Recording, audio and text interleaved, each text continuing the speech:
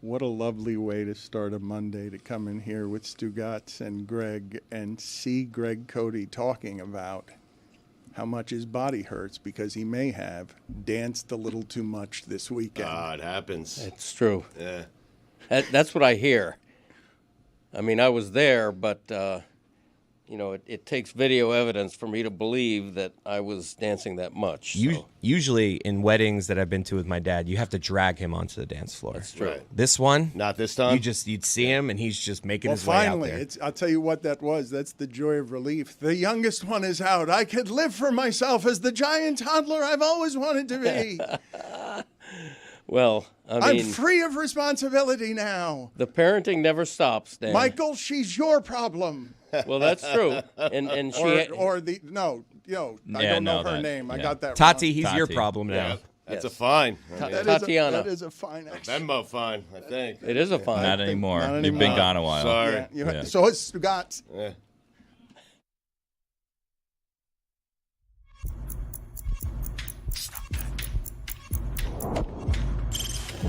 Stop that. Stop that. Stop that. I hear him chat to the noise. Move too quick, can't stop for the talking. I hear him chat with the walking.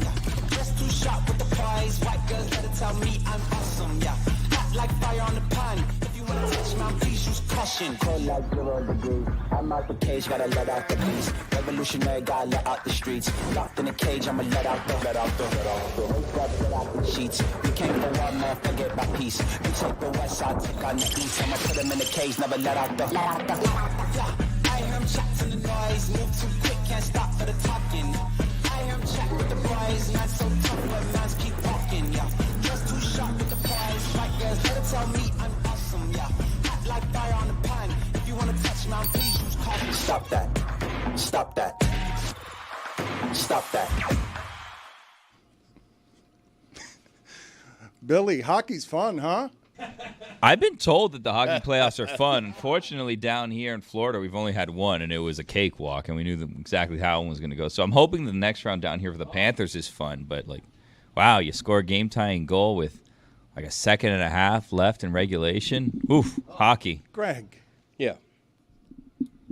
What do you need? What happened? Why are you grabbing your microphone, making all sorts of noise as if we didn't already start the show and you don't know where the microphone's supposed to be? Okay. Because you danced too much this weekend, Greg? I mean, he is coming off a big wedding weekend. No, are you going to be this today? Are you going to be this? Okay, I don't need to be scolded by you. Greg's sort of in a bad mood Yeah, boy. for a couple of different reasons. An unnamed voice in my head while we're on the air told me to move over a little to my left, so I did as I was instructed, and I therefore had to move my microphone. If it made a tiny little sound, I cry your pardon, sir. Now go on with your show and leave me alone. Christ almighty. Treat me like a child. I warned Christopher I'm not in the mood to be scolded on the air for something that wasn't my fault. Right. Okay? Mm-hmm. So. I treat you like a child because you are one. Because you danced this weekend like a fool because you got rid of the young one. Well, whether I got rid of him or not is a whole nother question. But Right. How You never old- get rid of the how kids, old Dan. is he? Never. Isn't Never. Isn't Right. Isn't he like 40? no, he's like 33. Yeah. In fact, he is 33. Yeah. So he's not like 33. He's been 33 for several Tell months. me about the wedding. What hurts? Where does your body hurt? Why does it hurt? And how was the best man speech? Because I assume, I don't think I have this wrong, I don't know that Michael has a lot of best men to choose from, but like here at Meadowlark with the executive producer chair, this is the best we got. And so his best man isn't the best. It's just the best the pirate ship's got. I don't know how to take what you're saying right now. That's And neither do I. Quite a compliment. It's not a compliment. that your brother made you the best man because his choices made you the best man. Well, that's what you do, right? With brothers, when you have friends, you don't know which one to choose. You're just like, all right, the brother, easy choice. No, you two are very close. No, we are, but it's like he has other friends that he could have chosen, but you just No, a brother breaks the tie. You just make it easy. It gets him out of a bad Tie spot. goes to the brother. It's honestly what I did. It's what I did. I had friends I could have chose, and I just, you choose your brother. I mean, way back in the day, I chose Uncle Dick. You choose your brother. It's the default. He chose Dick. You sort of have to. Yeah. But the speech was, I don't want to oversell it, but I got praises the rest of the night. People coming up to me, oh man, you really are the funnier brother. That was one of my lines in the thing. Yeah. That I'm the funnier brother. But Can we see that speech and see if it holds up in court? Can we get the audience to decide with the expectation of funny? You told us on Friday you didn't want to make it about you. Well, I had to throw in some zingers. It's okay. Look, I've got sources on this, and I'm surprised. I don't know. You guys will have to tell me. You guys will have to explain to me what I missed this weekend at Michael's wedding as Greg released. He received his freedom, and now the only one left to raise a child is Erlene, who has this giant toddler now at home, who is a granddad, and it's been a delight to watch him be that. Good God, it's the softest him I've ever seen. He's so much more delightful with them than he ever was with these young boys that he ruined with all of his parenting. True. And Chris made a good speech, according to the discerning eye of Greg Cody, who knows what good writing sounds like. It was a very good speech. He really overthought it, and by that's a compliment. He was concerned about particular words and how it would sound and what he should say, what he shouldn't say. He put a lot into it, and it was long. I'm going to be very honest. It was like 7.5 minutes long. Too long? Too long? I Say didn't it, Greg. that. Too long? No, it was long-ish. It might have been Too long. But he nailed it. I did it quicker because when I was recording it in my house, I went so thorough with it that I recorded how long it would take, and it took me 9 minutes in my kitchen. Wow. Yeah. So when you do it, you get a little You nervous. did a practice run, huh? Oh, multiple. Really? Yeah. Well, Wow. I told him not to hurry it because when you're a little nervous or whatever, you tend to talk too fast. So I told him to take your time. You got. Was it too long? No, it wasn't. You said it was long-ish. I said it was long-ish, but the time flew. Let's put it this way. You noticed it was long, though. The time must not have flown that fast if you noticed it was long. After the fact, somebody told me it was 7.5 minutes long, and Why I was was surprised. anyone timing it? Because people Because it was do too that. long. Because People do that or whatever. People. No, it's because they here were you go. videoing it Whatever. and they just looked at their videos. Right. I mean, And it's at 7:30. It's called Right. technology.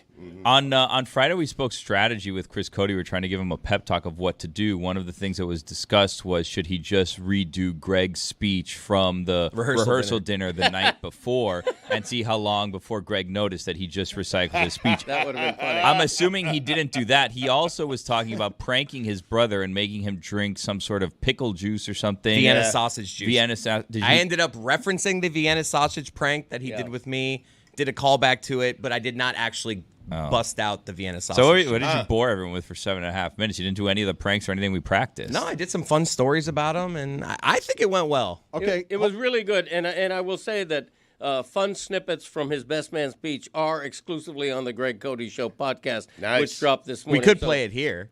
So listen to it. If there were any communication not play between it. any Said of the exclusively, entities, I we mean. would bring the universes together and it would be delightful. Instead, we will just tell people and we'll have no planning. And instead, we will have an executive producer who hasn't been thinking about the show.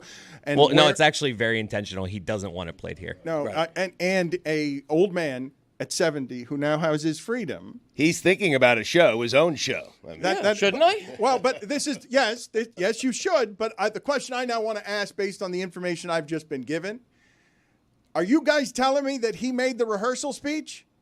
How long was that? Because I can imagine him really falling. As long as he wants. I imagine he could really fall in love with his own voice there. Yeah. Was he brief or did he go months? It was shorter than mine by a lot. Wow. It was a few minutes. It was 3 It's or also 4 a different speech. The father at the rehearsal dinner, much less pressure than the best man speech. Yeah, that's true. Debatable. And the one nitpick on his best man speech is that I fed him a couple of funny lines. Terrible he chose, jokes. He chose not to use. See, Well- Michael, look, my newlywed has a little phobia, a little fetish. He never shows his bare feet. Oh, thank God. He just doesn't. Thank God. When I What a tell you strange I'm his thing to brother, thank and God I've for. seen his feet maybe 2 or 3 times in my entire life. That's Right. strange. Oh, wow. Okay, so wait a minute. This is not a fetish. and I don't know if it's a phobia, but you guys have certainly revealed it would appear, your brother or son's greatest insecurity on air. And we pointed it out the night before at dinner. We're like, oh, should I joke about this? And Michael very clearly was like, don't do this. I know, but we kid about it all the time. But it's like that's an open family. secret in the family. No, but that's an inner circle. He clearly is ashamed of his feet. What's wrong with that? No, he has beautiful feet. He gets super defensive about there's nothing wrong with them. I just don't like not wearing socks. Like, he they're gets beautiful super feet. mad. But, Dad, why don't you pitch the joke that you wanted me to say? It's a real doozy. I have to hear this. He must have been scarred by his father's feet as a child. It could be. You've got to know for sure. Like, for sure. He lashes out at my dad's feet anytime my dad brings up his feet. Your father's feet are disgusting. They look like dinosaur Just feet. because we What had is that? thousands of people come over and see his toenail doesn't make the feet disgusting. They're prehistoric. That's not a human being's feet. That's an animal's feet. Wow. If I told you that thing lived in prehistoric times and was a pterodactyl's talon, you would say, yes, it was. Okay, you That's photoshopped that. No, That that's can't Did be my nothing feet. to that. that is a demon gargoyle that fries chicken or fries turkey on Thanksgiving, and that's how those feet look, like the devil's feet. If I told you, To be fair, those are from prehistoric times I when Greg was born. if I told you guys, Those if are I 70-year-old told you feet. guys, no other context. In fact, put that on the Twitter poll, please, at Le Batard Show. Do these look like the devil's feet? The devil's barefooted. The devil's got the same. The devil's got the same phobia. Art Briles.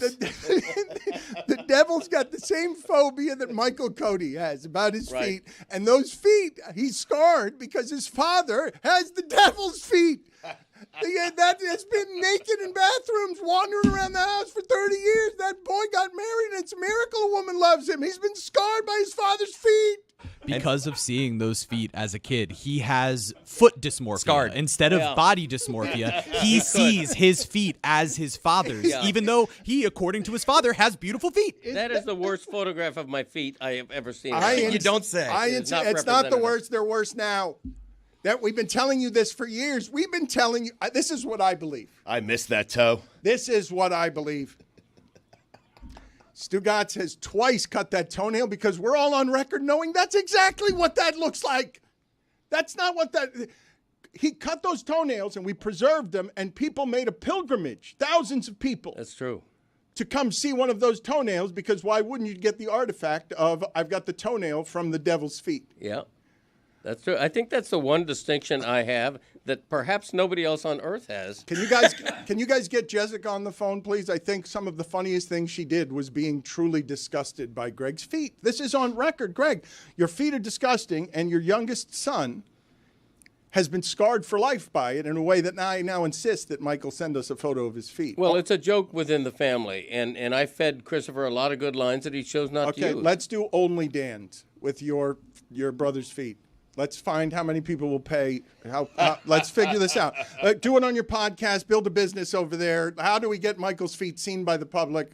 Show us your shame. It's okay. Everybody loves feet. He's got beautiful feet. Why is it called Only Dan's if it's Michael? I don't know. Yeah, Because it's you weird. guys need my name to make money.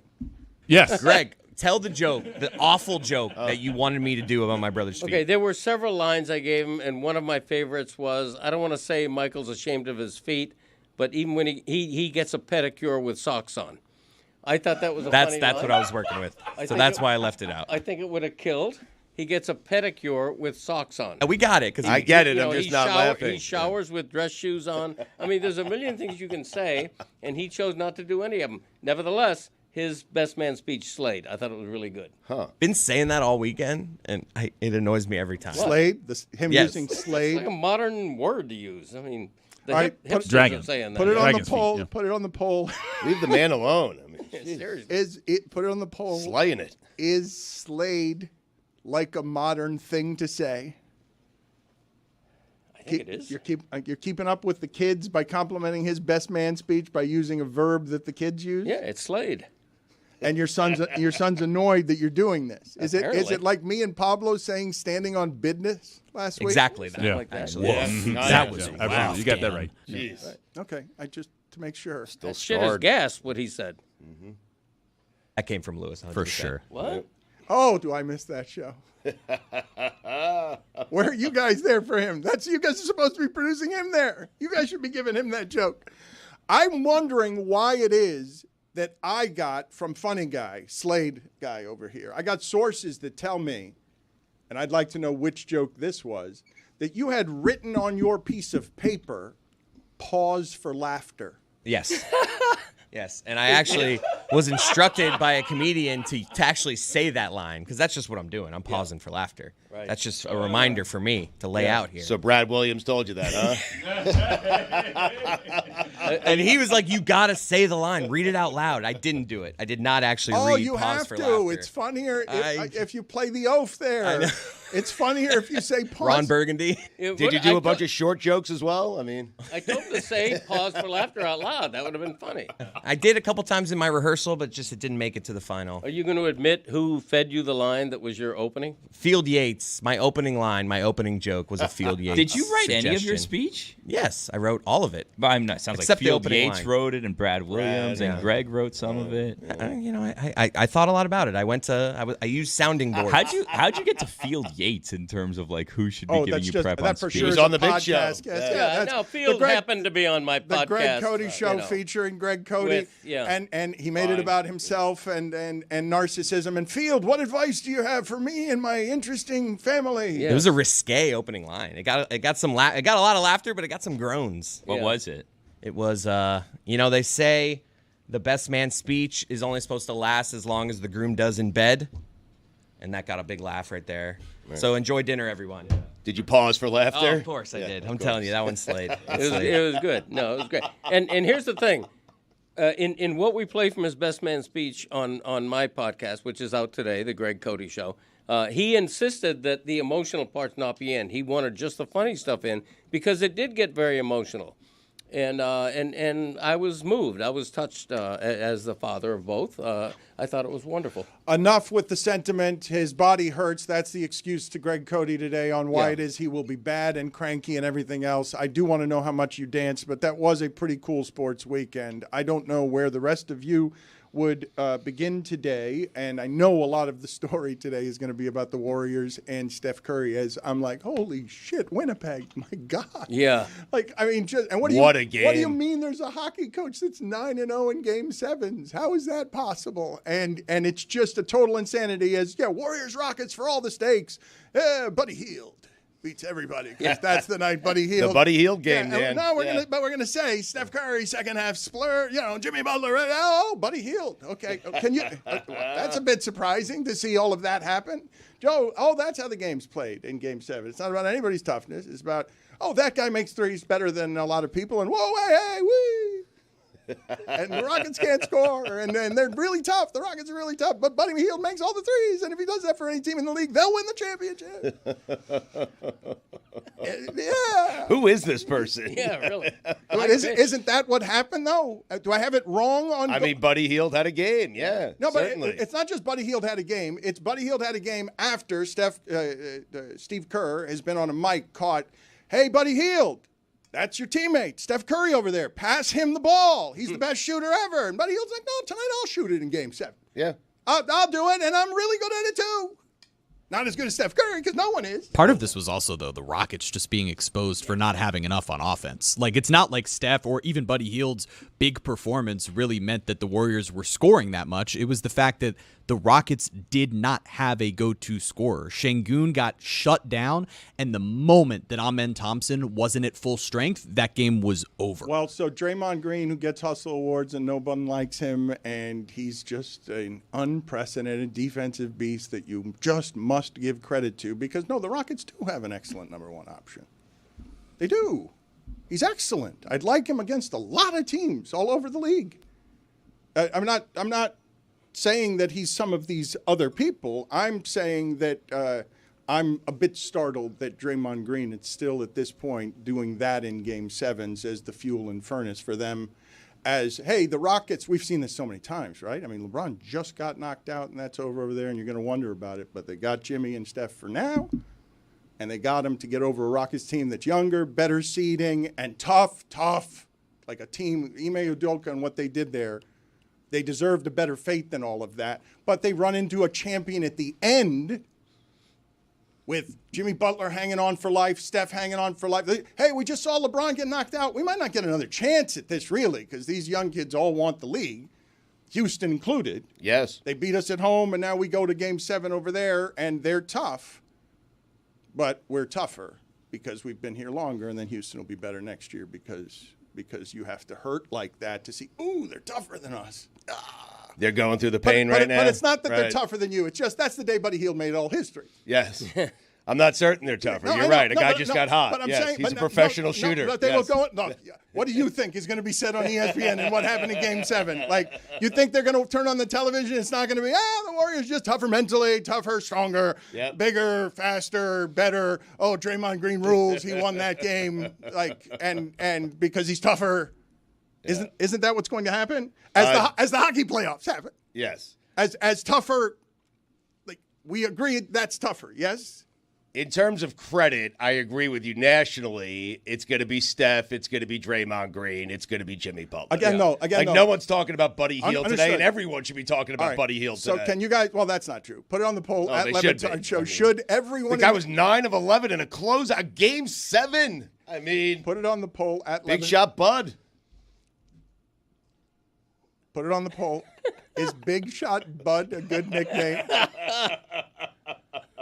Look, Stugotz is right in that was the only difference here. Because if you look at the stars on both teams, all the stars were somewhere between 21 and 27 points. They canceled each other out. The difference is always in the role players. And I think in the NBA right now, we've seen it in this first round more than ever. It actually doesn't matter if you have the best star.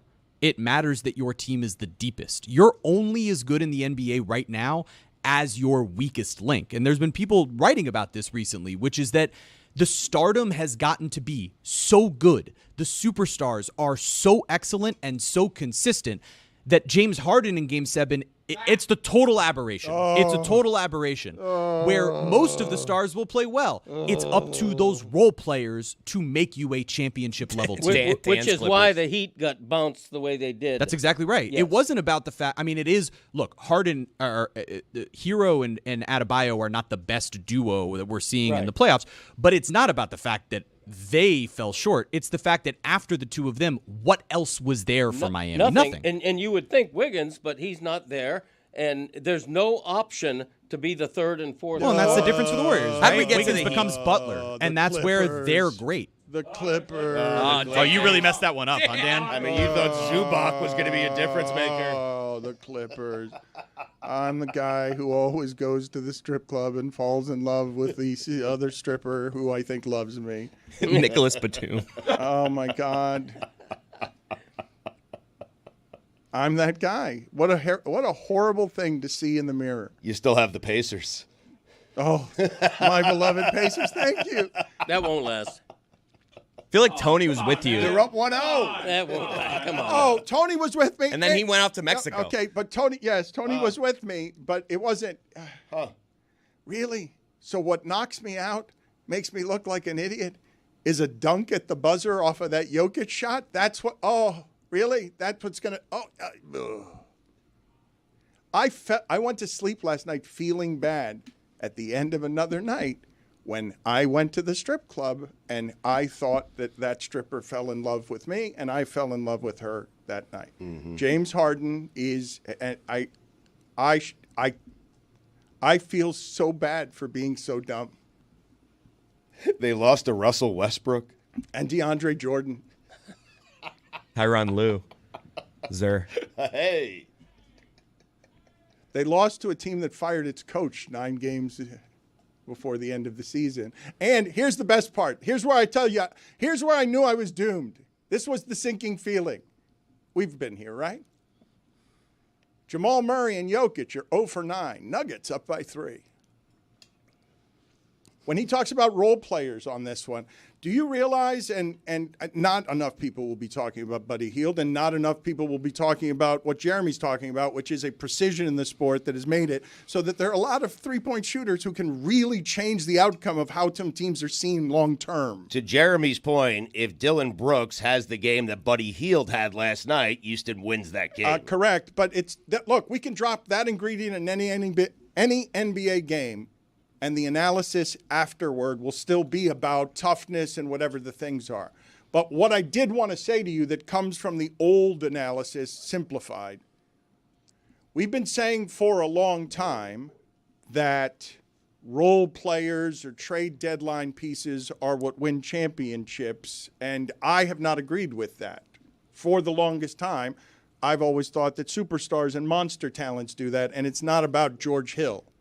But the superstars have gotten so good, and the people next to them have gotten so good at the threes that Steve Kerr is yelling at Buddy Hield, "Buddy, you stop dribbling. Steph's over there. He's better at this than you are." Yeah, most nights. But every once in a while, in 100 shots, it'll be Buddy Hield is the one who makes the threes. And now, again, small sample sizes, right? So before that series, you know what the key to that series was through 6 games? I could say the key. That pirate Steven Adams. He was plus 53 when he was on the court, minus 39 when he wasn't. He played a bunch of minutes last night, minus 9. Why? Buddy Hield. Yep. That's why, because Buddy Hield is raining threes. And I ask a couple of questions about Buddy Hield as I really want to celebrate him today for real. Not everyone should be talking about Buddy Hield and then we won't talk about it again. Who are the greatest athletes in the history of the Bahamas? I wish to know this because I want to know Buddy Hield's. I'd like to make Buddy Hield the star he deserves to be today because he carried basketball, and we should be talking about hockey, but Buddy Hield did something last night. We were all curious because we were waiting for Steph to do that. I think there are so few superstars, athletes from the Bahamas that Jazz Chisholm gets to be in the conversation. All right, top 5, probably. I'd like a top 5. I don't know if that is true, but we will find out momentarily. The thing that I wanted to say, though, that is true about the analysis today now, Buddy Hield is a player, and I keep getting told that whatever it is that James Harden is in Game 7s, and it's dreadful, Stugotz. It's just elimination games for James Harden. Like, he just simply He gets eliminated. Yes, that's correct. Buddy Hield doing this on the road, it can be proven empirically that role players shrink Game 7s on the road. On the road in general, but Game 7s on the road, you cannot trust your role player. I believe that's a thing from the past. I believe the sharpshooting has gotten so good that we're going to see all of that analysis have to change in the face of, no, man, we all know any of these guys in this league now can make 9 of 11 threes on a night. And they can completely take the crowd out of it. That's what happened in Houston. Like when Golden State started going crazy early, and it was Buddy Hield in particular, by halfway through the second quarter, Houston was their crowd was completely out of the game. They knew what was happening to them, and it eliminated home court advantage. So the little advantage that you might have from having that better regular season is annihilated by these role players going off that way. And it'll be more and more the postseason is what everyone plays for because all you need is it doesn't matter whether you're a 7 or a 2 if you could trade for Jimmy Butler and then just rain threes. Like, it does. What difference does it make? You can give away the whole regular season, and Draymond will be there in the playoffs when you need him to shut someone down in Game 7. Well, and that's where the depth comes into play, right? Because you need to be able to have enough guys that can get you through the regular season just to get to the postseason. The Warriors didn't want to be in the play-in. They really wanted to be in the postseason because they risked the potential for injury, whether it was to Jimmy or anybody else. And so now they get to move on, but all of these teams are in this really precarious spot of how do we know that we're actually the better team? Because there are so many veterans that are not really giving their best effort through the regular season. What do you guys do with this? Rockets not named Amen Thompson shot 5 for 20 on layups in that game. So if you make all of those, you ward off Buddy Hield. I mean, we can do this analysis in ways that are funny, right? But as you extend the game, right? Because this part, I mean, God, this is one of the most interesting things that's happening in the evolution of human beings. Yeah, Steven Adams, you can only take that body so far, all of that stuff so far. Here comes Buddy Hield from 3. And everyone get out of the way. It doesn't matter, Ime Udoka, what you were doing all season. He's making his shots. It does not matter. Well, and to the same point, right? If you look at the Cavs on the other side in Game 1 against the Pacers, they made 9 threes. That's the first single-digit three-point game of the year for the Cavs. So they did that in Game 1 on their home floor. It didn't matter that they were at home. Sometimes the role players aren't going to show up when you're facing a new opponent, and that's where you need moments from guys like TJ McConnell that are going to show up and give you a plus 15 performance in like 23 minutes all the time. My beloved Clippers were 32-9 down the stretch. Yeah. Now they're watching with me and you. First round exit. The last 2 years, I've said that championship good those Clippers are if they can just stay healthy. Well, they did. The healthiest they've ever been. Oh, my God. That's how they went 32-9. And I feel like an idiot. I believed. I mean, it's just an idiotic thing to say. I believed in the Clippers. Nobody says that. If they were in the East, they could have won the conference. Perhaps. Such a good team. They're amazing. Such a good They're team. really so good, Dan. Yeah, but no one thinks Boston's good. I have some athletes born in the Bahamas. Go ahead. Mikhail Really? Thompson, Clay's Who? dad. Who? Michael. Michael? Oh, yeah. Spelled Oh, with no. a- Solid player. And Freeney? Oh, no. Spelled M-Y. What's the matter? Well, I mean, that's yes, old. it's Anthony Hardaway. It's not knowing a player. He should know the spelling of his name because, Chris, you may have noticed, not much of a reader, right? He doesn't read his father's columns. He's not. I don't imagine there are many books or magazines in the house. Do you think Chris is a reader? He read over his best man speech like a million times. Do you think Greg ever wrote a column about Michael Thompson? Yeah, no, would be the short answer there. Are you sure? Yeah, I'm pretty sure. Michael Thompson is from the Bahamas. DeAndre Ayton is from the Bahamas. Wow. Buddy Hield, as we said. Jazz Chisholm, as we said. And Kimbo Slice. Yeah. Oh, wow. Born in the And Bahamas. the late great Wow. Miami legend. R.I.P. 15 NBA teams have winning regular season records. The Clippers rank 8th. The Clippers are the only one of those 15 teams that haven't won a playoff series. Yeah. Your Clippers. Jokic took that shot, and Aaron Gordon ruined me with a dunk at the rim at the buzzer. Do you know that I've watched basketball all my life without ever seeing a dunk at the rim at the buzzer? I don't think it's ever happened in the history of the NBA. Do you know I have watched basketball the entirety of my life? Well, it happened in college once, right? I have. Lorenzo Charles. No, that wasn't a dunk. It was sort of a little layup on an air ball. Semantics.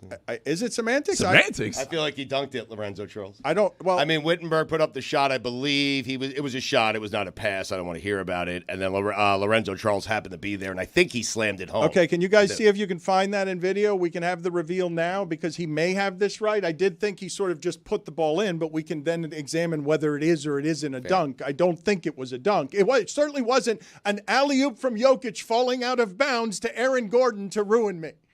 That's not what it was, even though Aaron Gordon's was more of a dunk. I will give you that. Well, thank he you. Flushed it. I do appreciate that. He slayed it. Aaron Gordon on that dunk. I will tell you this: that dunk, and I've been watching Aaron Gordon for 3 years, and if he's your fourth best player, I can win a championship, sure. For 3 or 4 years, it's the reason I say Jokic is the best offensive thing I've ever seen. Gordon has done nothing but that for 4 years. He shoots threes fine, but it's just, Jokic has the ball, everyone's scared. Alley-oop, Gordon dunk. And it's like, that's an easy, fun way to play the game when you can play with that guy and be more athletic than everyone else. Orlando originally tried to make him their number one. That's who the Orlando Magic have been for all these years. And when he was their number one, he was Tyler Hero. He wasn't quite Tyler Hero. Yeah, okay. He was a fantasy stud, though. I'll tell you that much. Oh, my God. The stats he would put up. Dunk champion. Oh, my God. 49 out of 50. That's what defeated me. Greg Cody, the hockey weekend, did it grab you? Oh, my gosh. I have to tell you. Okay, for me, I know we're talking about NBA, and we should be, but for me, the biggest story nationally, including Canada, obviously, is the way Winnipeg won that game. Nationally doesn't include Canada, but that's okay. I was exhausted last night. I was exhausted from the weekend, emotionally, physically. I had to get to bed, but I'm watching the end of that Winnipeg game, and they score to make it to pull within 1 goal. All right, there's 5 minutes left. I got to finish watching. 1.6 seconds left. They tie it. A double overtime. They win. Winnipeg has never won a playoff game in their history. Last night was the series. Roy, they're good. I was telling you during the regular season. You say you don't fear them, and you're No, I don't. Especially the way Connor Hellebuck played in the first period, giving up those two goals. But he ended up playing very well the rest of the stretch, and it was a miracle comeback by the Jets. I don't want to make this all about the Panthers, but watching the Blues those final couple minutes with a 2-goal lead, there was multiple times the puck is in the corner, and they just let it get out. A couple times they have the puck with control, and they dump it down panicky. That's where the Panthers shine. They that puck gets in the corner, they keep it there for 7 months. St. Louis couldn't keep the puck in the corner. There was way too many chances late for Winnipeg to equalize, and they get just with I don't know how that puck ends up in front of the net with seconds left. Listen to me. You guys need to pace yourself, okay? You need to pace yourself because the first 106 years of hockey, 2-goal comebacks in the third period in a Game 7, 3 ever. 106 years. Last 2 days, 2. You guys need to slow your asses down. Yeah. And you don't understand that we're just still in the first round. And I need to stop hyperventilating about I fear Winnipeg. And Roy, you need to settle everyone in the room down on we're headed into another playoff series now, and it's the second round. And at the end of this, the last couple of years, if you think his body is battered from dancing too much at a wedding, like these hockey playoffs have beaten up your old man. Yeah, that's true. But we did get rid of the Heat early. Remember, that's big for him. A couple of years in the past, you were rooting for that. I've been juggling both teams. He was driving both places. It's great. Yeah, it's ridiculous. He was driving between Panthers that are in the Everglades and the Heat that are across the street. I tried to do that sort of yesterday to get to F1. It took me 2 hours and 52 minutes. Wow. Good God. Well, I could have gotten to another hour to go before you get to my house. I could have gotten to Orlando. I could have gone to Disney World. I need to see that outfit. In the traffic it took me to get to F1, driving very slowly to see cars drive very fast. Were you driving like on? I was very confused because I was there too. We didn't run into each other, but like, did you take regular streets? I couldn't figure out what took so long because like Mike Malley went, he left at 3 and was there by 3:45. What happened? I had a driver that was taking us, and he made a terrible mistake. Getting his money worth. Oh yeah, is he hourly? I mean, that could be what was going on there. Old taxi cab situation, you know what I mean? You run the clock. Whoopsie-doo. Well, you guys all know I can be suckered on these fronts. Yeah, your helicopter wasn't working? What happened? I will remind, it wasn't, although my wife was wanting one. My wife was craving one. She wanted the chopper, huh? I mean, 3 hours. Yeah. 3 hours in traffic is. What kind? Did you dress better than last year? Well, no one will know. And if no one, there was only one photograph. I only took one photograph there, so somebody's got it. It's a very valuable photograph. I was getting French fries. Really? Yeah. How are the fries there? Truffle? Everything's very overpriced. Oh, there. my God. $35 for garbanzos and fries. Yeah. What? That whole thing is so vapid. Where are you going to go? Once they got you there, That's where right. are you going to go? That is correct. Yes. But who eats garbanzo beans with their fries? Yeah. What the hell are you talking Sounds about? nice, actually. I'm with Dan on this. Weird. Complete your protein. Ketchup. Buddy Hield was scoreless in Game 6. So? Just warming up. So was not really the reaction there, Stugotz. I don't know what you think I was saying there. It doesn't mean he's incapable of going 9 of 11 the next night. He's a shooter. I'm saying, Buddy Hield, I want you to absorb how we do basketball analysis. Please.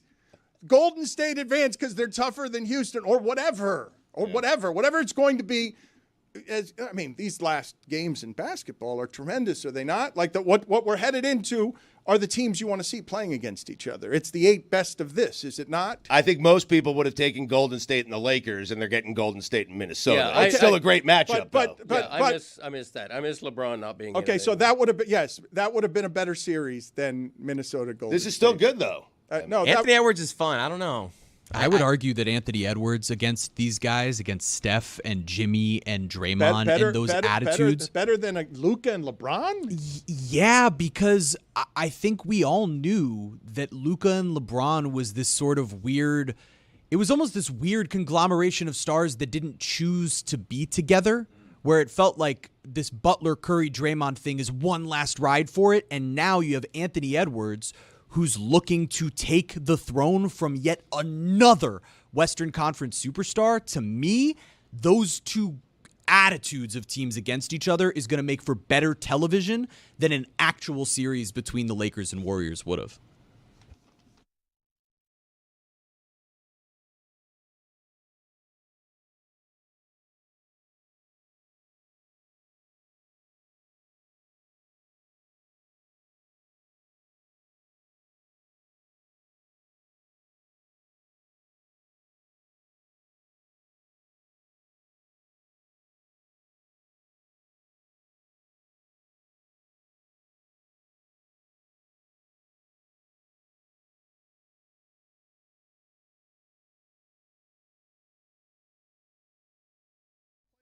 Clip from Billy Gill and Chris Cody doing Marlins spring training baseball on the radio. We should get through the Trevor Rogers stuff early, though, because he's probably only going to go 4, right? Well, last time he went 4. It would be really good if he went maybe 5. That damn Jordan Walker wasn't fouling off so many pitches, you know? Did you just swear on the air? Oh, can I not say that? No. Let's refrain. Might have to hit the dump button back in the station, folks. There's a swing of a line drive up the middle and a base hit for Nolan Gorman leading off the top of the second inning. I thought I was coming in hot last inning. Billy really just taking the mantle. Yeah. See, all right, so the issue here is Kyle is very rarely around cursing. So I think damn is safe. Billy called some player this damn guy, and you should have seen Kyle was just like trying to do the call. I think we need to dump this back in the studio. Like Kyle was freaking out. I don't think it's a curse word. I think they were safe, but it was just funny to see the fear on Kyle and Billy, because you know Billy, he's a rebel rouser, but he doesn't actually want to offend any. So when he thought, oh my God, I just cursed and they had to dump something, the look on Billy's face was the best part of that. Imagine if he said stovetop pudding. Did you just swear on the air? Oh, can I not say that? No. Let's refrain. Might have to hit the dump button back in the station, folks. There's a swing of a line drive up the middle and a base hit. That wasn't all Billy did to bring it to a dark place. You got to play this clip. It's a little bit longer, but it's chef's kiss here from Billy. I have a morbid question for you, Kyle. Oh, fire away. Now we're talking. Okay, so you see this man that's walking here. He's walking in with a Cardinals jersey that says "Together." Older gentleman. Yep, he's got the cream-colored jersey on. Yeah, so he has a jersey that says "Together." And then presumably, oh yeah, there you go. The person they've been together since and 19. Then and we don't see the second number. Right. Oh, that's adorable. Well, yes. Heaven forbid though, one of them passes. Oh wow. Do you retire the jersey? Yeah. Oh yeah. Okay. I think the question is, do you put it in like a case? Do you frame it? First pitch of Joey Wendell's a called strike. Maybe you buried it with the person, right? Boy, we have taken a dark turn. You're right. Yikes. Maybe the 0-1 swing and a miss. You can go ask him.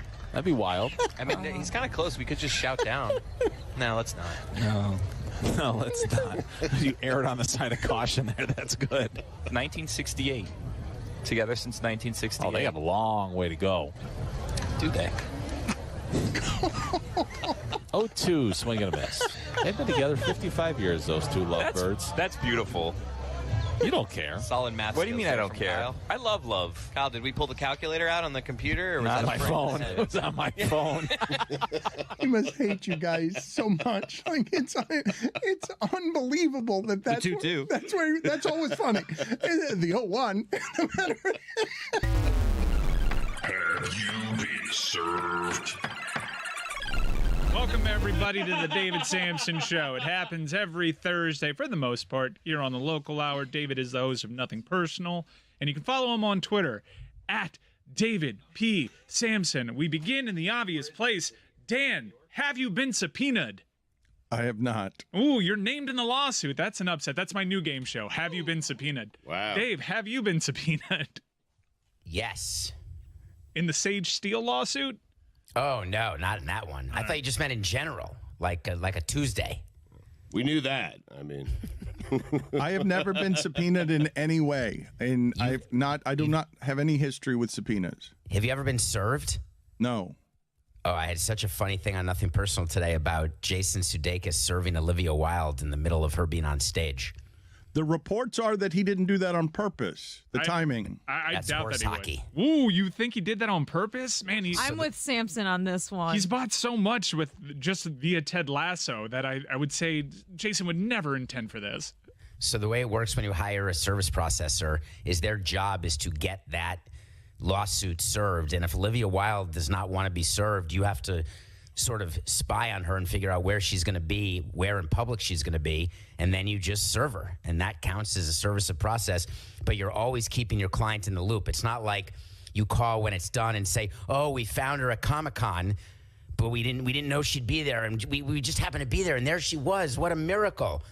There is no way that there's plausible deniability that Ted Lasso did not know that was happening. Should have done it at Harry Styles' Coachella set, if you ask me.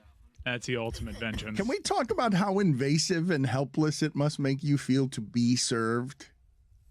Yeah, it feels like a terrible feeling. I mean, you'll be able to tell us in a couple of weeks, given that you were named in the lawsuit and you were definitely getting subpoenaed in that thing. I'm even being careful with what I say because it just seems like a whole to-do. Are you really named in that Steele lawsuit with the ESPN? Yeah, get this. She thought Dan got away.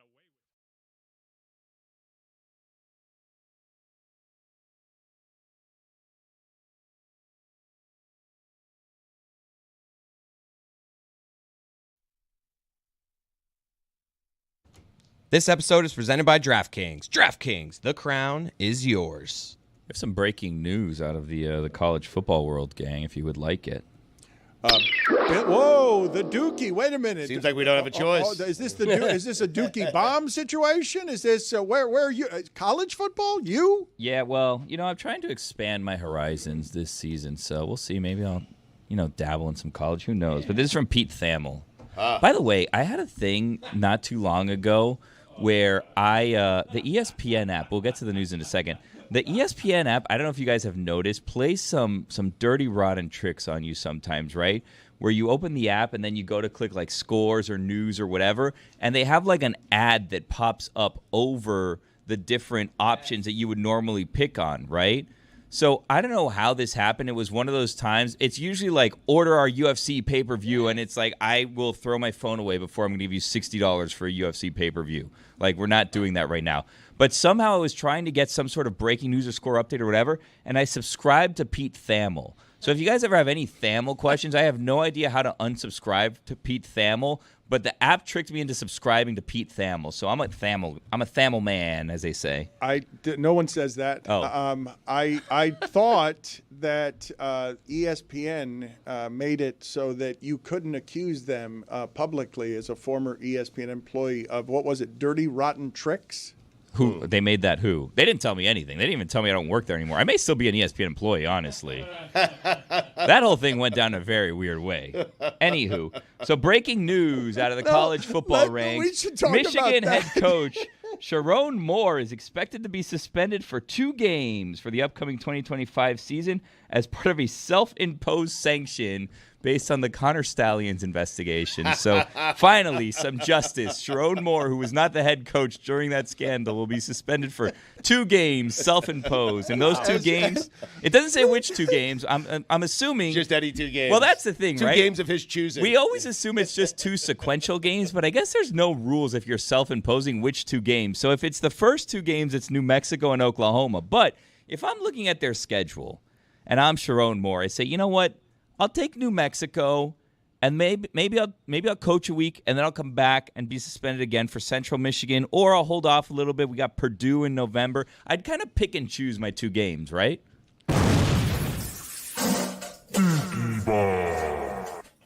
I would. He dropped a dookie. I would penalize myself for 4 halves. Greg. Oh, I like that 4 halves. It sounds like worse than 2 games. Right, because it's a 4. 2-game suspension, but it's halves. Yeah. Or 8 quarters. Mm-hmm. Yeah. 8 quarters. It's an option. Greg. Yeah.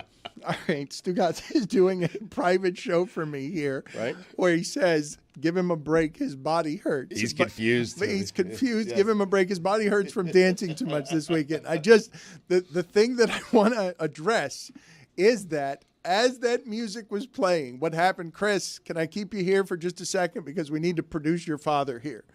What just happened as you played the Dookie Bomb sound? Play it again for me if you don't mind.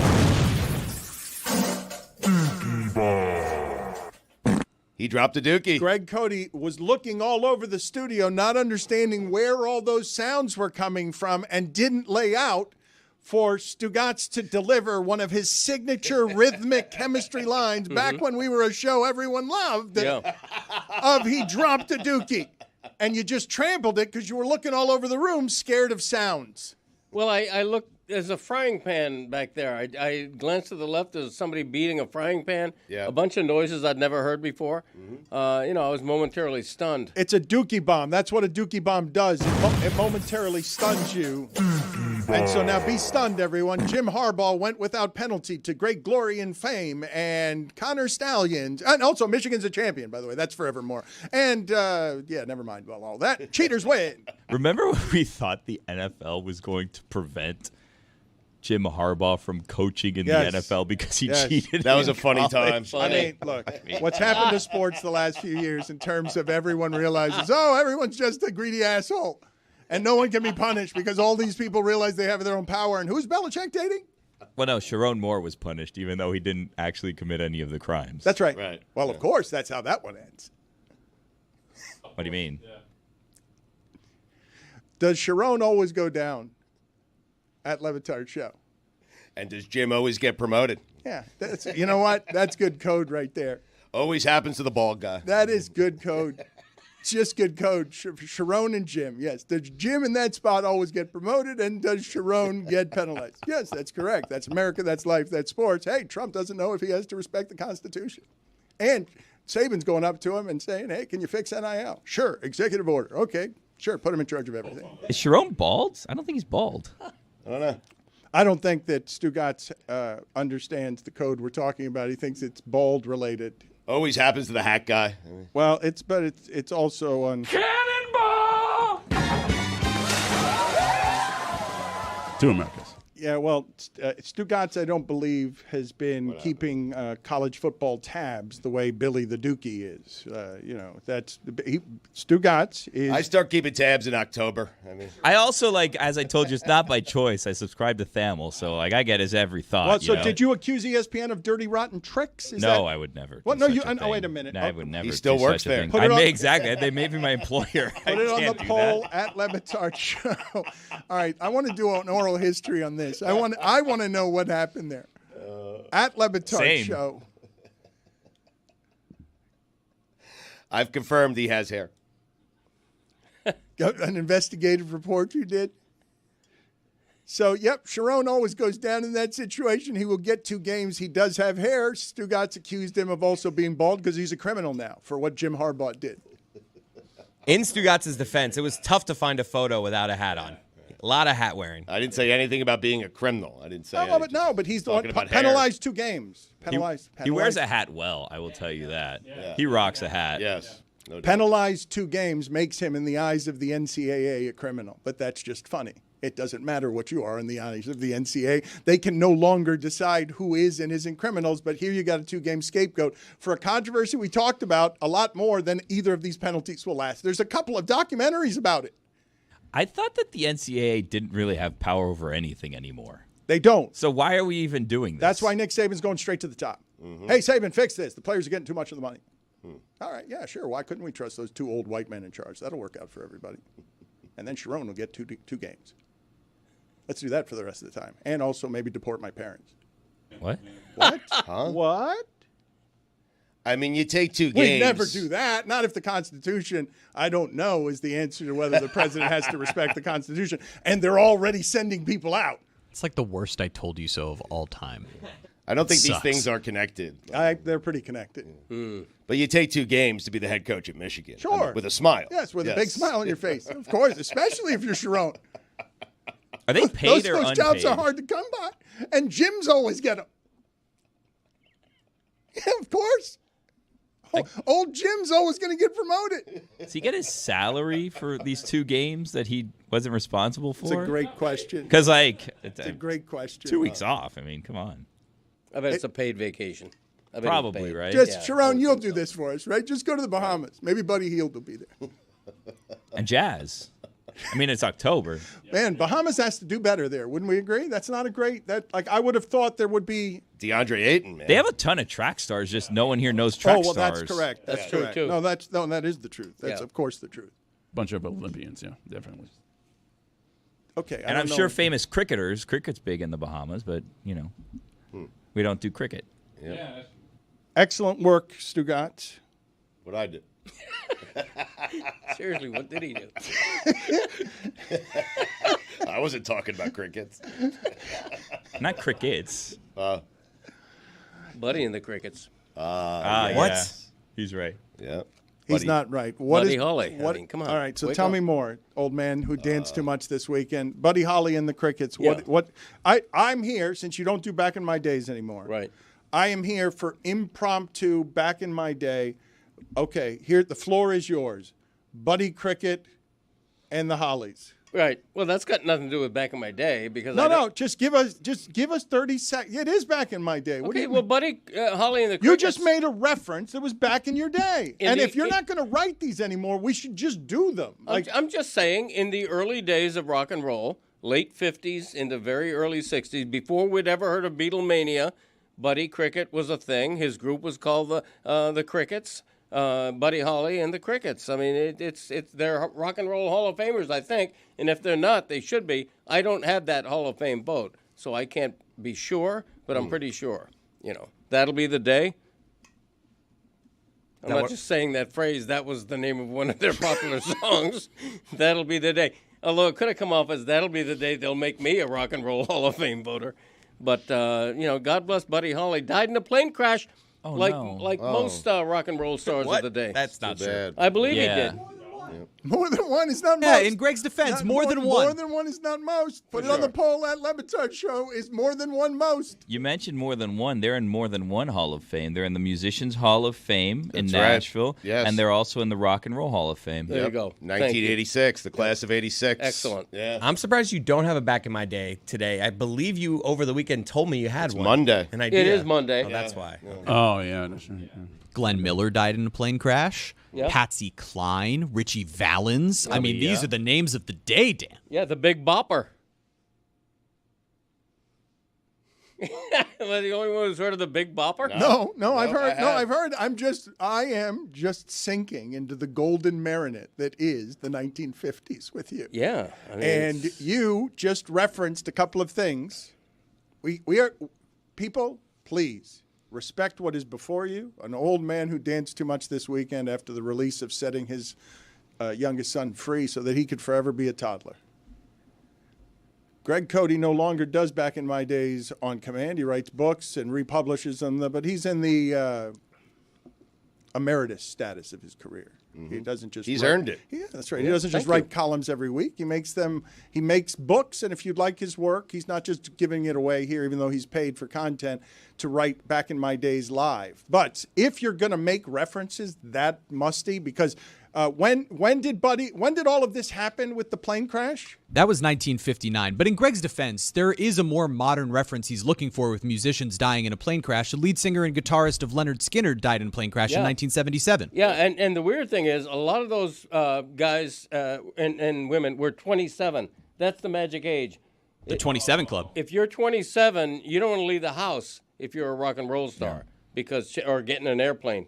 Buddy unfortunately left us at 22, which is incredibly young for a two-time Hall of Famer. Yeah, that's crazy. Didn't you just say it happened at 27? I think Jim Morrison died at 27. I know Amy Winehouse died at 27. Yeah, for sure. Janis Joplin. Loved Amy. So what happened? Why'd you get that number wrong? Well, in one case, I didn't say everyone who's 27 dies. Most. He's mixing the overdoses with the plane crashes. That's what he's not remembering. Yes. Confirmed Jim Morrison, 27. Yeah. Only the good die young. Yeah. Hello. Thank you, Billy. Very helpful. Hello. That's Lionel Richie, yes. No, that's Billy Joel. That's Billy Joel. That's a big fine. Billy Joel, what are you talking about? Huge fine. Only the good die young, Billy Joel, man. I said hello is Lionel Richie. Hello. Oh, okay, I see. A lot of titles flying around. Yes. A few songs. So we'll get the Back in My Days live. Yes, you're pointing at a picture of yourself that's off screen of you dancing at the wedding. Right. Go ahead and put it on screen, guys, and stop distracting my host. He's distracted by sounds and the sound of his own voice and whenever he's dancing. They made me wear a boutonniere. Right. You look great, by the way. He was complaining about the boutonniere all day. Who's they? I Who's don't they wear, made I don't you? wear a boutonniere. Who's they made you? Like know, if it's the people, the wedding planner, that whole thing. The powers that be. Who are the people? Wait a minute. What is a cabal? Who are the people who made you do anything as the 70-year-old? You didn't pay for this thing, did you? A good portion of it. Huh. Yeah. Did that hurt? No. Hell no. There's a price that he knows about, and then there's the real price. That's how it works with him and my mom. You broke even at the bar, though. I mean, whatever he thinks they paid, it was probably 20% So more. a giant toddler set into the wild here after releasing his son. He has no idea what he paid, just enough to complain. His wife actually handles all the finances. Correct. If I showed him any of the numbers, he would be confused, run into the other room, and drink 12 Miller Lights. He didn't even care about the money. He cared about the boutonniere. Right. I don't like the look of a boutonniere. I think it's silly. It's a little accoutrement that's unnecessary. So did you get rushed into fashion or bullied into fashion by your son's wedding planners? Yeah. I mean, Tatiana, the lovely bride, picked out the color combination. I didn't even know brown shoes went with dark. But you look great, though. Thank you. So you look better than you've ever looked. Why would you not accept that they made you look better than you've ever looked, whether you liked wearing what you were wearing or you didn't? Well, my only complaint is about the boutonniere. You know, I think what you're saying is you would have looked good with or without that thing, right? Yeah, sure. You look good before you put it on. You would look good without it on. No, it's just something you're always kind of adjusting because it falls. Yes. It starts to tilt. So like throughout the whole day, you're kind of always just adjusting Exactly. I don't want to have How to worry much about did that. your father dance? More than I've ever seen him. Like, I'm telling you, most weddings, you have to pull him out for a couple songs just to get him out there. Like, there were multiple times where I just saw him from a distance, beelining, dancing his way onto the Do dance you floor. realize that this is an old man who appreciates life more than he ever has? This is the happiest Greg Cody you will ever see because his granddaughter was also there. It might be his last dance. Whoa! I mean, he also got into the brown liquor pretty early. My I think man. He had 2 old fashions before we even got to the wedding. So That's not true. was it 3? Oh, before the wedding began. Yes. Yes. Yes. We were at the wedding. It just hadn't begun yet. Right. Yeah, Like, technically at you're about right. 3 p.m., the wedding started at 5:45. Wait a minute. You were in the confines. This is the thing. He's a toddler. He doesn't know how to drink, and he's got a lot of experience. Doesn't know how to do it. I get that from your mother. She sees me with an old fashioned in my No, hand. you don't know how to drink because 3 old fashions by 3 o'clock. You're humming, baby. Damn right. You're headed. Right I am. You're headed to falling in the bushes, and No, you're headed to that's not knocking true. my brother's paintings off the wall No, if there at were his any of his original paintings art there, I'd have exhibit. done it. Right. But no, I kept. I was very good the whole night until the ride home. There are allegations You threw I up? did fall asleep on the ride home. Chris, does your father know how to drink? Yes or no? No, he does. I mean, he can put them away. No. He knows how to drink, Dan. Beer. He doesn't know when to stop drinking. He knows how to drink beer. Hold on. I don't think you understand what I'm asking you. I believe that your father will put together a cocktail of combinations that would kill anything that wasn't a creature that had the devil's feet. I'm telling you that your father can sustain it and handle any combination of drinks drunk from 3 to midnight, no matter what his age. Yes, it's Thank a you. testament to his lifelong stamina because, yes, he can put them back. What I'm Thank you. saying to you, he doesn't know how to put them back in a way that totally governs whether his wife will know at 11 p.m., whether he's in the bushes or in bed. That is true. He doesn't know the combinations of what to avoid, when to mix, when to start with this, when to wait, hold off the brown liquor till later. No, he just, he gets excited. The father of the bride offers him a Long Island. What's he supposed to say? There's where you careen into a real holy hell near to Art Briles. 5 p.m. Here's the Long Island iced tea. No, Greg, no. But of course, he's the devil. All right. Wow! And that's the happiest I've ever seen the devil. Those are wonderful feet. For the record, I never had a Long Island iced tea. I don't know what you're talking about. No, you had one. But before the wedding, myself and my future in-law, a beautiful man, Right. We had a drink together. It was a ceremonial moment. We both had at that bar, man, they make a wonderful old-fashioned. He sounds wonderful. What's his name? Mark. Okay. Mark Capote. I thought he didn't know either. The way he was like, he's a beautiful man. Well, his name is Marcelo, but we call him Mark. Right. Yeah, that ruins the joke. Well, of course, Mark was drinking, man. It's on your dime. Yeah. What are you going to do? Say no to Mark? Get out of here. Can't say no to Mark. You put it back, Jack. Yeah, there you go. It was a lovely evening. A good time was had by all. Okay, excellent punctuation. Thank you. LeBron. Oh, man. LeBron. What about him? Not at my wedding. Yeah. Or your sons. Right. Definitely not at my wedding. There was no reason for that. It was just a glitch in my system over 20 years in sports journalism. I didn't even have Just a LeBron pivot to thought. LeBron? Fall back to LeBron. LeBron. I didn't even have anything to say there. Just out of habit, you said the word LeBron. I saw a report that he might want to come back here, but only if Riley leaves. Oh, wow. Wait, what? You jerk. You just made up that report. He It's a did good that, report, and then though. DK aggregated it. It was amazing. Right? He's He's a genius. I threw out a hypothetical. So I good. said, what if LeBron wants to, wrap up his career, end things the right way, reaches out to Mickey, and it's like, Mickey, I don't like how things ended, but I'm not coming back if Pat's here. I'll come back and I'll bring KD, but Pat's got to go. What do you do?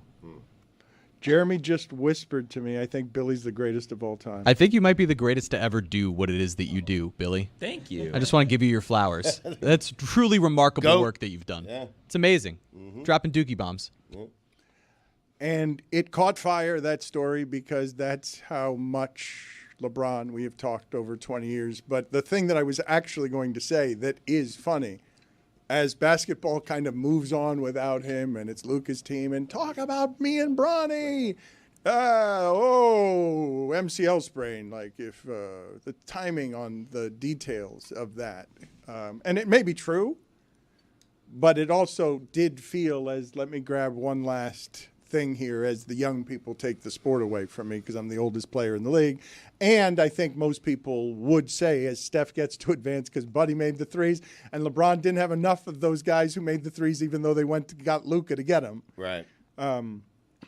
LeBron's looking at the end of his career and he's now being left behind, right? Like that's Yes. If Billy's wrong and he doesn't end up in Miami and Riley retires, I think he's going to Dallas. I do. I think I know what LeBron is up to.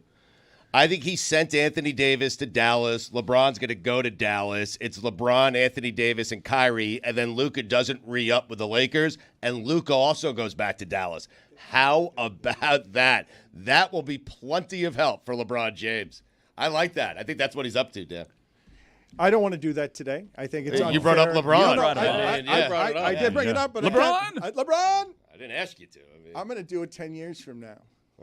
I'm going to do it. I'm going to do it in retirement, walking on a beach in the 80s, in my 80s. I'm going to be LeBron. When you wake up. I'm just going to shout it into the sea. Yeah, 20 years. We've fed it this teat. LeBron. So you're 70? This is the whole. No, I'm talking about years. Good question. Thank you. I do also like you said if Billy's wrong is that I didn't just make that hypothetical up. No, he's still not sure. That's because you're that good at it. That Stugotz is still confused whether it's real or not and wanted to entertain it as an interest. Here's what's actually going to happen with LeBron because he's going to be doing that in his 80s. Let me see what Thamel's thinking. Again, put on the poll at Le 30 Batard years Show. for me. Is the ESPN app up to dirty, rotten tricks? I think was the accusation that was made. Please find me the video of Greg Cody falling into the bushes. Please don't. Because I'd like to play that here and talk a little more about how Greg went through life this weekend because we haven't talked enough about how and where his body hurts. Yes. Speaking of video, the video department told me we cannot replay the Lorenzo Charles dunk that we talked about earlier, but he did indeed dunk it. Okay.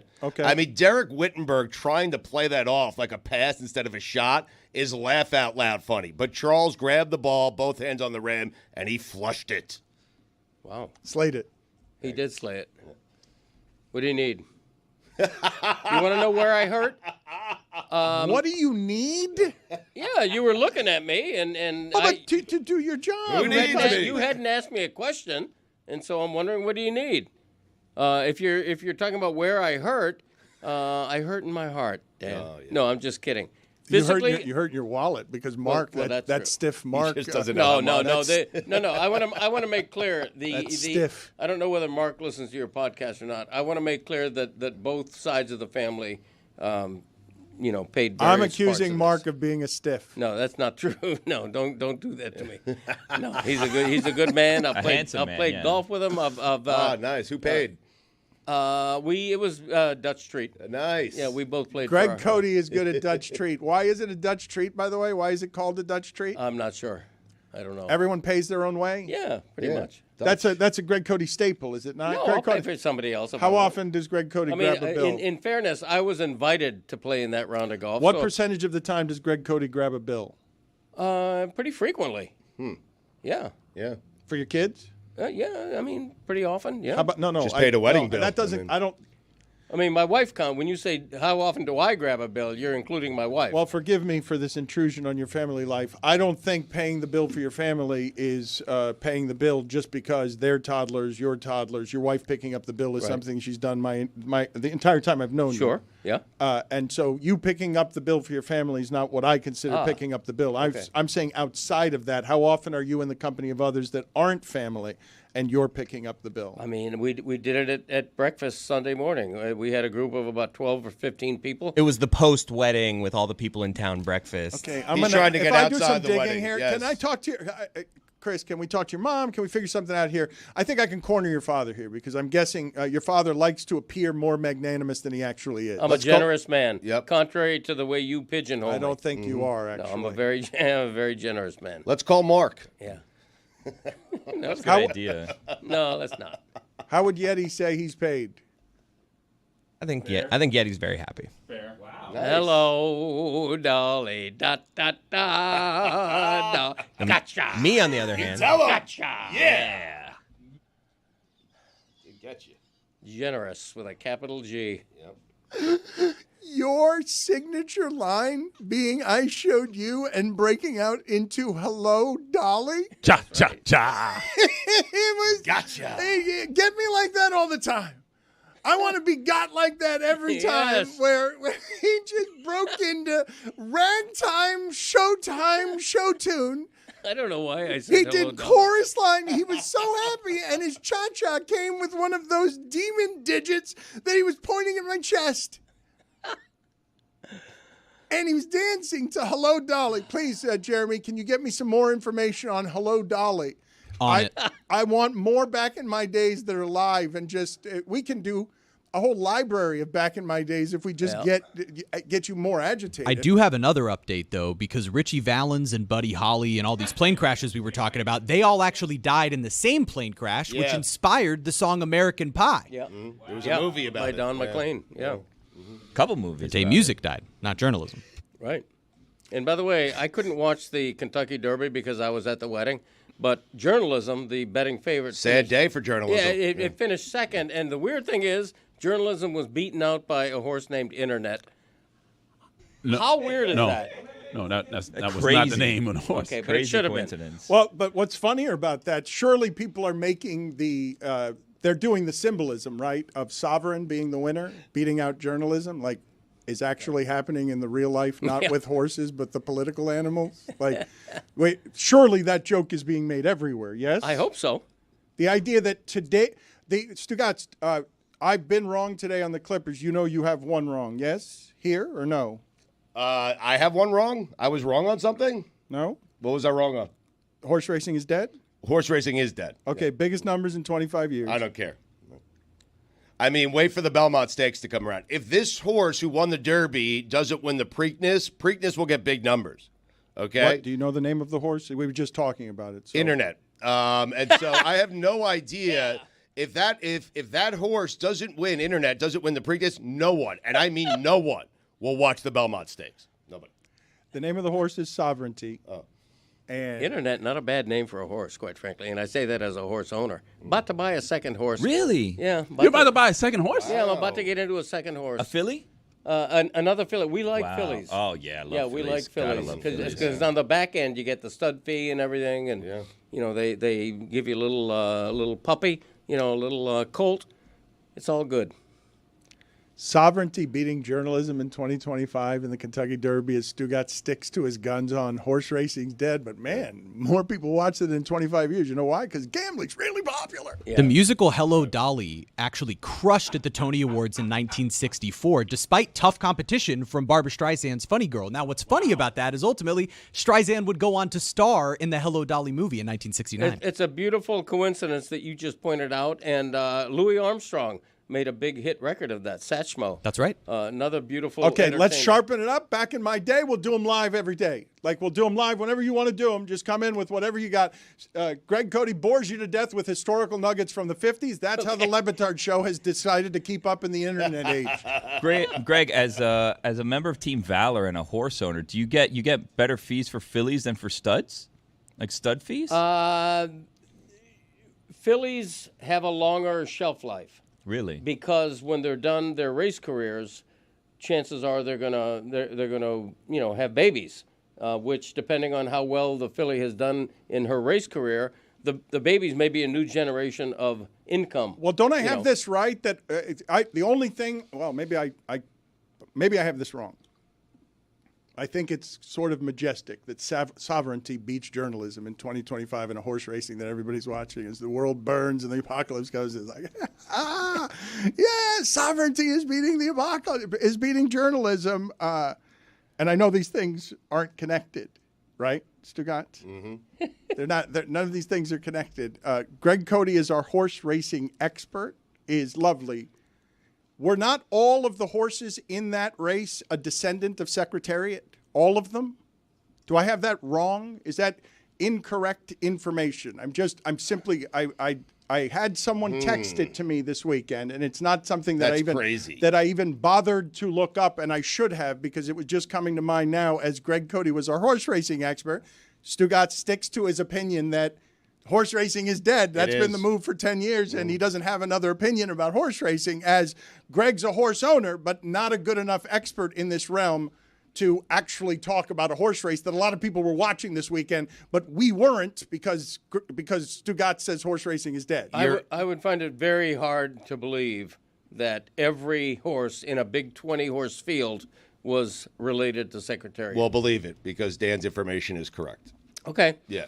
I mean, that's the thing about that horse got around, huh? Yeah. Jeez. But again, that's the thing about the lives of horses living on. But bloodline is a big thing in racing. So if you can say, well, I'm a 5-generation descendant of Secretariat, that really increases the price of your horse. These horses work hard. Okay. Wilt Chamberlain made his way around, and how many horses did Secretariat sired more than 660 registered foals in his lifetime, with several such sires or dams showing up in each Kentucky Derby horse's pedigree. There you go. It's funny as the sport of if you look at what it is you're actually doing there and the history of America as this race runs through this particular time in America where the president is on television saying, I don't know if I have to follow the Constitution. Like, that's a thing that's actually happening now, as he also talks about a third term, and this is the first year. Like, this is just starting as he shakes the world's economy. The fact that we're all looking at the history of bloodlines running in a race, and just at the finish line, we're all watching because we need 1 minute of relief from the holy hell that is every day in this country these days. It's an amazing picture as sports art. How far removed from Secretariat do you have to be? Like, how many duds has Secretariat put out there? Well, where it's this is Secretariat. Fails more than he succeeds based on only Stugotz's measurement of you got to win championship. That's why it's less impressive to me when I hear he's done it 600 times. Like, if I had 600 But I'm sure kids, those are all profitable. I'm guessing those are profitable businesses that are being sired there in each. Well, you tell me, business owner. I don't know. I'd actually be curious about horse racing's history and how we get to, like, Secretariat sires 660 horses. How many of them are winners? And is the secret really that? Just get those genetics in there, because I don't know what the failure or success rate is, but I do know that they are breeding that horse that way because they think there is commerce in that penis. Right. And if the bloodline includes Secretariat, the horse will be more valuable at sale or at auction. But you put it in human terms, and it's like the horses running today, Secretariat was their great grandfather, right? So what are the odds that Secretariat's genes would last generation after generation after generation? That's why horses who have a lineage with Secretariat, probably a very small percentage of them are able to win major races, let alone Triple Crown races. The last was born in 1990. I will tell you this, Greg. Lady Secret was the 86 horse of the year. That is a descendant of Secretariat, and Risen Star in 1988 won the Preakness and the Belmont. Okay, but that's a lot closer to Secretariat's right. side. Yes. Now you're talking about, decades later. This is probably a question for Ron McGill tomorrow, but so horse incest seems to be like a very prevalent thing, you would think, right? Like, if everyone's related to Secretariat, A lot of these horses are products of incest, are they not? Are we assuming or are we not assuming that these animals, while treated better than most, that this is probably an industry that is not the best to these animals, even as it's trying to take care of these animals, because these animals are a giant business for rich people. So one is led to believe that... I'd love to be a horse. Even at the rate they're dying? Everybody dies. Yeah, but dying on tracks, because of what the upkeep on some of these things requires. That was prevalent at an unnamed California track a couple of years ago. I think they've cleaned that up, and there are policing in the horse racing industry. If you get injured, they kill you. That's correct. Humanely, though. Oh, I mean, yeah. I mean, if you fall and break a leg. I want to be a horse. Yes, I want to be a horse. I mean, both do of it you. with care. They're gentle. Well, there was money there, and Stugotz just went over there and was like, If you could put me out of my misery gently. Actually, you know what? Stu, I'm with you. Stugotz doesn't like the part of just, hey, Stugotz, you're going to have to run really hard and fast the whole time. Just, can I have a bunch of sex and just win trophies and run occasionally and win the race, not finish 7th and break my ankle and get killed? I feel like there's something we can do as a society for horses, right? Like you see little doggies, sometimes they lose a leg or whatever. They have like little wheels they roll around. Like there's wheels big enough for horses, are there not? Why can't we have horses with wheels? That's a good question. Whether or not, you know what? I think that a horse, if it breaks its legs, like soon thereafter, like I don't believe that the bloodstream, they're fragile animals that way. Yeah. I think you break the horse, you're keeping it from a lifetime of misery, not just because it can't stand. No, give it a wheel. Third wheel, a wheel over there, 3 fair legs, enough. a wheel. But we can figure it out. We figured out everything. A wagon wheel. If they fall off that wheel, I don't think they're smart enough to be like, all right, let me relax here until they fix. They're just going to start panicking, and then all of a sudden, another wheel. Put it on the poll at Le Batard Show. Should a horse that breaks its leg get a wheel? As opposed to being murdered. Yes, get a wheel as opposed to being murdered. I am told that video has now found the video. That video has found the video of Greg Cody saying that yes, I can handle my liquor fine. I believe Chris Cody made a lot of money at a Moss Miami by showing people secretly this video of Greg Cody. This is being revealed for the first time. So he's over across the driveway, and he starts sprinting, and he's jogging, and he goes down. It's raining, and there he is, into the bush. Down goes Cody. It was wet. It was wet. I slipped. Excuse me. And by the way, my son taking that video is the equivalent of watching somebody drowning, and instead of helping them not drown, you're filming them as they go down. And then made money off it, the way that they do off the horse races. And correct. And instead of breaking your leg, we continue to make money. I lifted you up. I grabbed your arm. Yeah, after videotaping everything. If there was a situation where a horse was given a wheel, this guy, and then the race happened with a 3-legged horse with a wheel, would you bet on the horse with the wheel? Of course. It'd be like harness racing. This guy. Ed Garland. What? Do you know Cody and I did a harness race? Yes, what? Oh, no, we have. Whoa. I think we have that photo of my dad somewhere. And I won, by the way. Really? Thank you. Yeah. And got accused of going too fast. Hold on. Can I just show you guys the disconnect between the two rooms? Because Jeremy wanted to jump into Billy's arms because right at the end of where the clock should have been, he shouted Ed Garland, a joke funny to 4 people. But funny to those 4 people, uproarious. I assure you that Stugotz, Chris, Roy, and Greg Cody have no idea what that joke or reference is because they just jumped into song, and Greg remembered heroically that time he rode a chariot, and so he wasn't listening to anybody. He just wanted to talk about himself and that time he was on a. So you have no idea what Billy and Jeremy just did, a private show for 4 people. Right. You don't know what that joke was. No, what was what's his name? Ed Garland? Yeah, sounds like a baseball umpire's name. He might have dabbled, honestly. Yeah. Put it on the poll at Le Batard Show. Does Ed Garland sound like the name of a home plate umpire? Absolutely.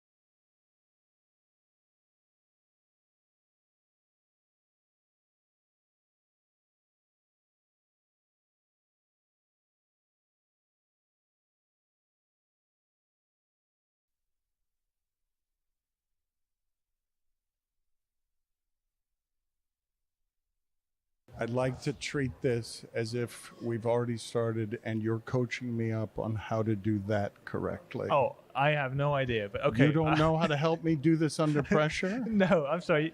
I'm going to leave you dry. I know I need some help with pressure. You don't understand. Do you have any experience with pressure? You don't know anything about pressure. Yes, a little bit. All right, so how are we going to do this? But I'm terrible with stages and people in general. Okay, so this is what I'm telling you. We got to bring the razzmatazz. Okay, fine. I don't think you understand what I'm saying.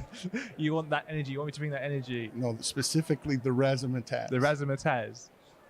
What's the word you would use? Razzmatazz, do you need the hype? Do you need to be hyped up? Well, I don't. How do you think we should handle it? Like, do you think that we should go out there and like just start screaming at them to pump up a crowd? I'll let you do that. But I'm asking you what kind of energy you would like. They will bring it naturally. What kind of? Oh, okay. So you're just going to get there. Don't worry. So this. Oh, see, but this allows for real confidence in these situations if you know they're going to carry you, right? Sure.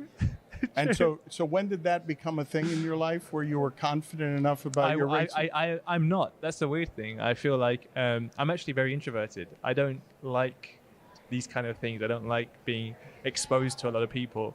But as you get into Formula One, you don't, you can't allow time to adapt. You just have to do it. There's no choice really. So I got into Formula One because I wanted to be Formula One driver. I wanted to drive fast cars, and all the other stuff that came around with it was kind of like just had to deal with it. And I've got better with age for sure. Yeah. But you don't like it? Like you'd prefer just be speed? My favorite part of the day, apart from driving the cars at a race weekend, is ordering room service in the hotel and just chilling and having a shower and that's it, you know. So you don't want to be the guy who complains about the burdens of fame, but you would prefer not to have them? Oh, I understand the advantages fame can give you in terms of access and, in general, of course, financially it can help you. But in terms of actually being famous, no. I'm definitely someone who likes to stay out of the spotlight. So what else came with racing success that you weren't expecting? To be honest with you, our whole lives are put on for the world to see. We don't really have much privacy in what we do. We did an event on Monday. I got to fly with the Blue Angels. So we're in jets. One of the most amazing things anyone in a normal position would not have the chance to do, and I'm sure there are people out there who would kill for it. And I got it in a whim. In all honesty, I'm probably much more undeserving than a lot of other people out there. But at the same time, what's an amazing opportunity? From the moment you wake up, we have 3 or 4 separate broadcasters filming the whole thing all the time. You actually struggle to enjoy it sometimes because you almost looking for a reaction, looking for a response to everything that you're doing. You cannot sometimes just purely enjoy the moment that you're in. But it's also, I don't think people probably understand the incredible focus your sport requires. So the mental drain of not being able to get out of your car and be alone and decompress. I find that I think a lot of athletes can sympathize, but I think even to that level, Formula One is an extreme version of it because we have 2 drivers rather than most teams have maying, I don't know how it works in the NFL, but I think 30, 40 players for the most part. Yeah. NBA players, maybe similar kind of numbers, baseball.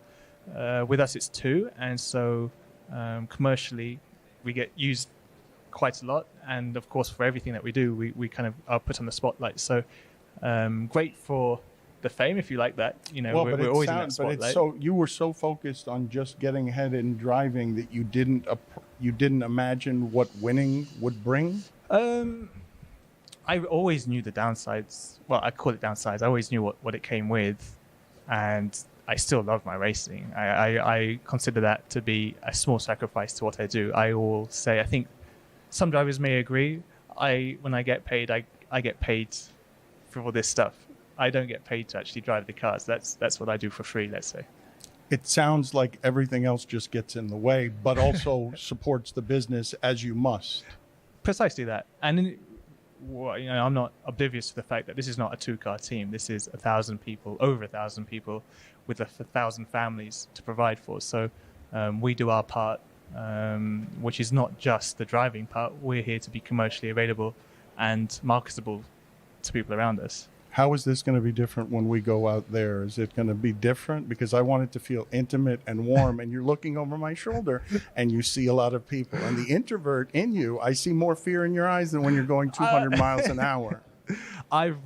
Since I was 7, 8 years old, I find driving quickly is like walking. It's so natural to me. These kind of things, I don't mind. I'm actually looking over your shoulder because being totally honest with you, I don't like doing interviews where we have them wait for us. Okay. Do you know what I mean? Well, that's good that we've only made them wait about 30 minutes so far. That's not on you. That's not on you. But that's what we're headed into. That's what you're looking forward. You and me are about to go out there, and we've kept them waiting for 30 minutes. They think you're a diva. They think you show up when you wish to. They don't think that you're scared or introverted. They think you're keeping them waiting on purpose as a power move. It's not that, everyone. That's how you appear to people, how you present. So I'm gonna do this with him now. Yeah. I'm gonna hold you in my arms. Let's do this. The end of it, you're gonna jump into my bosom, and we're gonna jump. Succeed is bosom together. Us? My bosom is here. Ass. If you were to jump into my ass, that would be no good. That would be bad. In the UK, bosom is not butt. Have a nice bosom. You think I said at the end of this you're going to jump into my ass? That's what you think I said. I thought you. I said that's what I said. I said I can't jump onto your ass. This has started very poorly. Our relationship has started very poorly. Let's go do this. Let's go. Okay, sounds good. It is time for Stugotz to share his game notes. No one in the media will tell you what happened better than my boy Stu. Weekend observations. Brought to you by Miller Lights. Dan, you could argue no one has transformed the game more than this man. 4 championships in 7 seasons. A dynasty, some would say.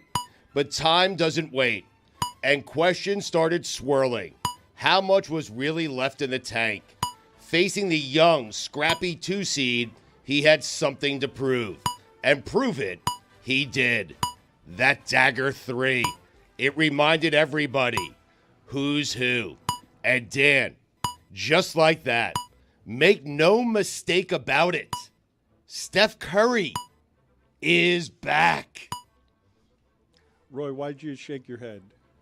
I knew he was going to go there. Steph Curry is back. Okay. Thank you. But it's Buddy Hield who's back, right? Yeah, exactly. 0 points in Game 6. Buddy Hield never arrived. He arrived last night. I mean, he just showed up? You can't be back if you never arrived. That's a good point. Thank you. Okay. Excellent point. Put it on the poll, please, Juju, at Le Batard Show. Can you be back if you never arrived? It's a good point. I never left. Now, Stugotz just checkmated everybody there. Like that, I believe he's got us. Buddy Hield had never arrived, and therefore he cannot be back. Thank you. Speaking of back, I took a step back over the weekend and revised my top 5 teams most likely to take a step back in the NFL this year. That. Number 5, the Jets. 5-12 a year ago. That was with Aaron Rodgers. Now they have Justin Fields. A step back? They're going for Arch. A step back from 5-12, yeah. The Ravens. More to do with me thinking the Bengals are going to be great and the Ravens going to be a wild card team. Number 3, Detroit. 15-2, home field. They had their chance, Dano. Number 2, the Vikings. Wait a minute. So that's it for Detroit? A step back? A step back, yeah. Number 2, the Vikings. Unless they get Aaron Rodgers. In that case, they might win it all. So wait a minute. Detroit, explain to me what you're doing there. The best Detroit team we've ever seen was better than it's ever been, and you're just assuming they will take a step back and that their best chance is now forever blown? Window closed. Yeah. Wow. So it's not a small step. Yeah. Wow. Big giant step. A big giant step? It's not a small step back? Yeah, big giant step. I have the Packers winning that division. As of now, this could change. I mean, again, I took a step back over the weekend. I looked at things. I reevaluated, and here we are. Number 1, the Chiefs. I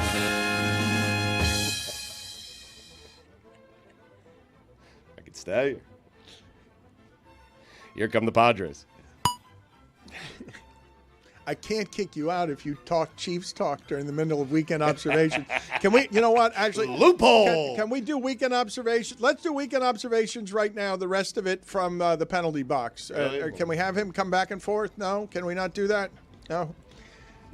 I mean, I'll do it if you want me to do it. I'm just saying, if we're going to enforce the rules, he knows he's not supposed to do Chiefs talk. He just did Chiefs talk. Chiefs talk gets him expelled from the room. We're not going to respect the rules? Okay, great. Because it's easier not to respect the rules. That run is over. That's the Metal Arc way, baby. Woo! I wonder why Skipper's leaving. He is? What? Really? Huh. You missed it. Here come the Padres. I didn't miss it. They've been here, though. I told you last week when you were telling me the Mets. The Metropolitans. Best team in baseball before the weekend. After the weekend, not so much. Want to know why? Because the Padres Here exist? come the Padres. Yeah. Mets took a step back. They did. James Harden, Mr. Game 7, you are not. He didn't even take enough step backs. Imagine being the Rockets, losing to Steph and Draymond a decade ago, tearing your roster apart, going through a full transformation, coming out of that transformation to get a 2 seed, only to lose to Steph and Draymond. Stugotz, when you look at the last 10 years of basketball, I don't know if this happened to anyone else last night. Jeremy, can you look this up for me, please? The James Harden story arc, when he was MVP of the league, and Daryl Morey has actually, with D'Antoni, established how the sport is played, because they were at the very front end of, no, we're going to just do it with threes. And D'Antoni tells Harden, I'm going to make you a 15-assist guy. You watch. We're going to win this way. All I need you to do is in Game 7 make the threes. Right. Against Golden State, didn't they have Durant's team knocked out? Wasn't that Houston team in a Game 7, all they had to do was make their threes, and at home they would have knocked out, was it a Durant champion in a Game 7? It was certainly a Klay Thompson, Steph Curry team, right? But they went what from 3? Because at the very forefront of playing that kind of basketball, Houston was ahead of everybody. Daryl Morey was going to rule the sport, and I believe in that game they went something like 7 for 49. I think 7 is too many. I mean, I'll look it up. But 7 for 44. Wow, you nailed it. That's a 15.9 3-point percentage. But that was at the very start of, oh, look out, Buddy Hield. If someone calls me on the weekend, you know what I'm not doing? Answering. It's my weekend. Put it on the poll. Do you answer the phone on the weekend? Leave me alone. Jalen Green, bust. Oh, come on. I mean, watch the game. I will say, in that Game 7 that you're talking about, Dan, where you say, oh, Buddy Hield, players not named Durant, Green, Curry, or Thompson had 11 points for the Warriors. They won by 9. Because, again, 7 for 44. Yeah. It's crazy. Kobe has a championship just because Ron Artest decided that was the day he was going to make the threes. Yes.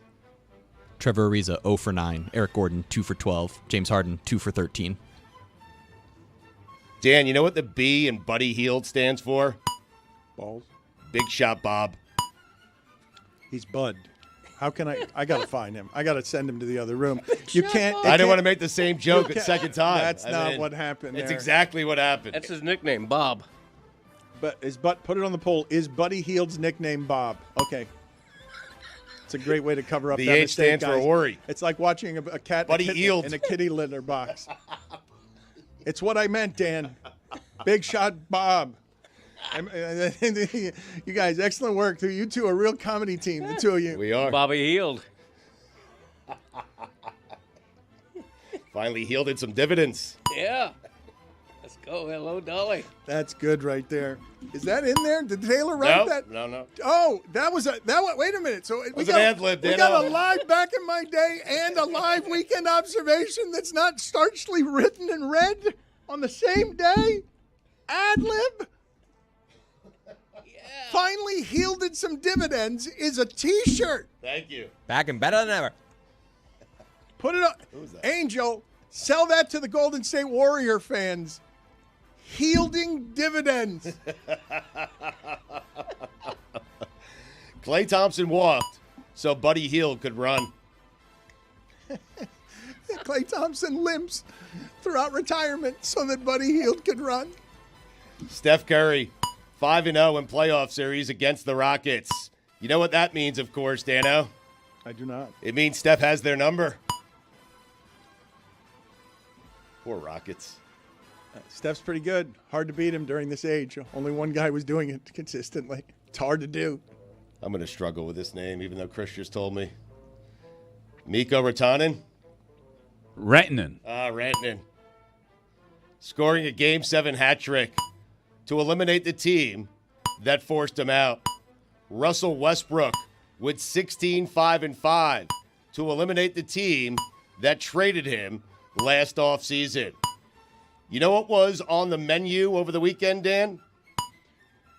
Revenge. Oh, okay. I'm served sorry. ice cold. Oh, Nice. a Stallone poster. Yeah. Ice cold. It is. It must be. Ice cold should have been a movie Stallone made. Revenge served ice cold. Sounds like something that is the Stugotz IMDb. Sporting Kansas City beat LA Galaxy 1-0 with 0 shots. The sport has never been more dead. No goals, no shots. I mean, this is how it ends for the embittered sports writers and sports critiquers that view sports at the end and just call sports across the board dead. Horse racing and now soccer. World Cup is approaching. It's going to be a giant event, according to Stugotz, have been declared dead. Yeah, I mean, 1-0, no shots. Lionel Messi would like a word. Who wants to see that? You proclaimed him a monster failure. What do you mean he would like a word? I mean, Inter Miami has been a failure with him in terms of not winning major hardware. So far, his time is not done here. They won that middle of the season tournament in the Supporters Shield. Oh, yeah, so. that's right. Well, the League's Cup was a nothing trophy, a brand new tournament that really doesn't mean much. And the Supporters Shield, that's like having the best record in the NFL in the regular season and then losing in the first playoff game. It's like the President's Nobody cares. Cup. Right. Yeah. I'll tell you what, that stadium is coming up fast. Trophy, sorry. That thing looks like it's going to be open next week. It better be. You have a live report, like you've seen it? I drive past it every day on the way to work. And so you see it rising from it is going up very, very fast. Very fast. Suspiciously so. Some might say. Not me. Billy, I wouldn't say Billy, that. I didn't say it. Billy, you've been watching. Billy. Allegedly, I didn't say some might it. say. Some might. Some not might I. say that. Might say it. I think they're doing a great job, all the construction workers out there. Support the troops. Yeah. Totally up to The code. construction troops. Billy, And the Boy Scout troops. we have a couple of arches going up. It's a $5 billion project. The amount of money that this city is spending stupidly. That's a giant waste of money. Developing things that How only about you go. fix our roads? Mm-hmm. Thank you. And pay the teachers while you're at it. Yeah, save the whales as well. Those arches have been going up forever. A $5 billion project that makes it shittier arches than St. Louis, not creative. Shittier arches than McDonald's, not creative and not needed in any way. Nobody in Miami needed it, wanted it. It's just wasteful government work. If you put some lights on them, though, they'll probably look pretty cool. You know, It took up the parking lot at the Arch Center. Nobody can park there. They have created Arch Center. Arch Center, they, please. They have created a Enough of traffic that, please. nightmare for 5 years. And Billy, you are right to be more suspicious of that. Our city cannot be trusted to build a stadium that quickly. Hard stop. I mean, the good news is no one will be there, so no risk. Looks like a causeway for bicycles. There's going to be like bikes riding over that. Just one bike at a time, though, because it's very narrow. Well, cars will not be driving on that portion of it, Craig. Yeah, no, I see, because it's narrow. It's decorative. It's not. It's a useless ornament in the sky. It's a vanity. Did that you Miami think that's does. a bridge they're building? Yes, he did. I think it's going to be a bike race. Yeah. You know, based on what I'm seeing, I mean, it's wide enough. Yeah. With that jump, too. It's wide enough for Yes, jump, yes. yeah. No, they're building a Red Bull ramp there for motorcyclists to do tricks on. There you go. Greg has no idea what he's looking at. I'm looking at the No, arch. you think it's a bridge? Best arch since Manning. There you go. That's who the Jets are looking at. Thank you. That kind Step of thing. back from the Jets? Never has a thank you been so He's less back. deserved. The Jets are back. 5-12 with Aaron Rodgers. You got Justin Fields. That's why they're going to take a step back. Justin Fields. Soccer saying 1-0 instead of 1-0. Do me a favor. Get over yourself. Jesus Christ. Sports. Harry Kane. Do it in England. What does that mean? I don't know. Do it in the World Cup. I'm not a lawyer. It's I thought Taylor. you were going to say, Yeah, I don't it's know, Taylor. I'm not a lawyer, is what I thought you were going to say. Not going to be quizzed. Nothing personal with David Sampson. Getting a second hour.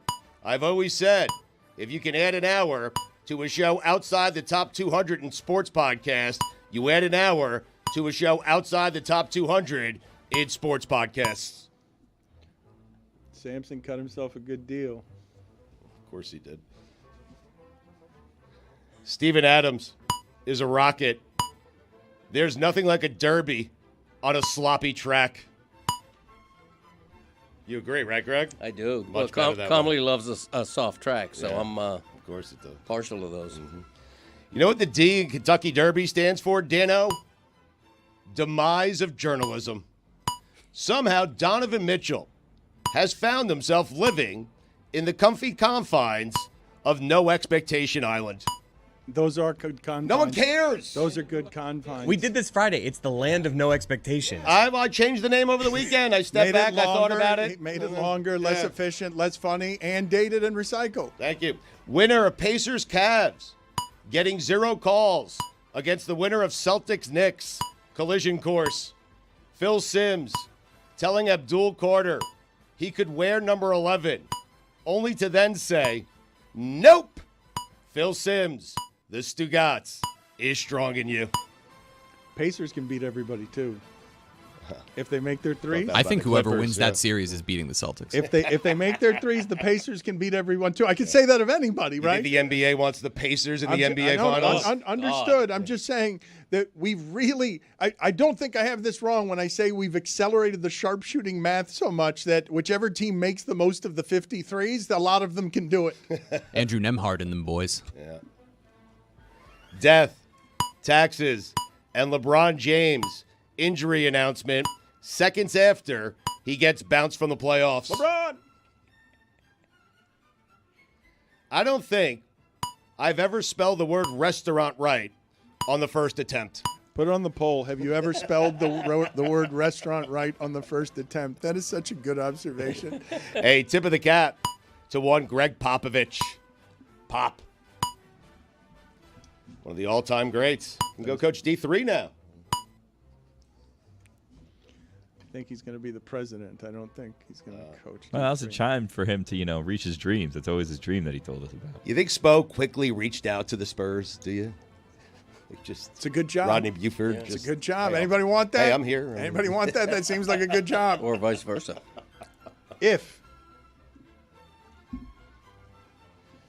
The Jimmy Butler trade saved Golden State's season. That and Buddy Hield. Pat Riley had Jimmy Butler and said, let me get him. Alec Burks and Terry Rozier. Scary Terry.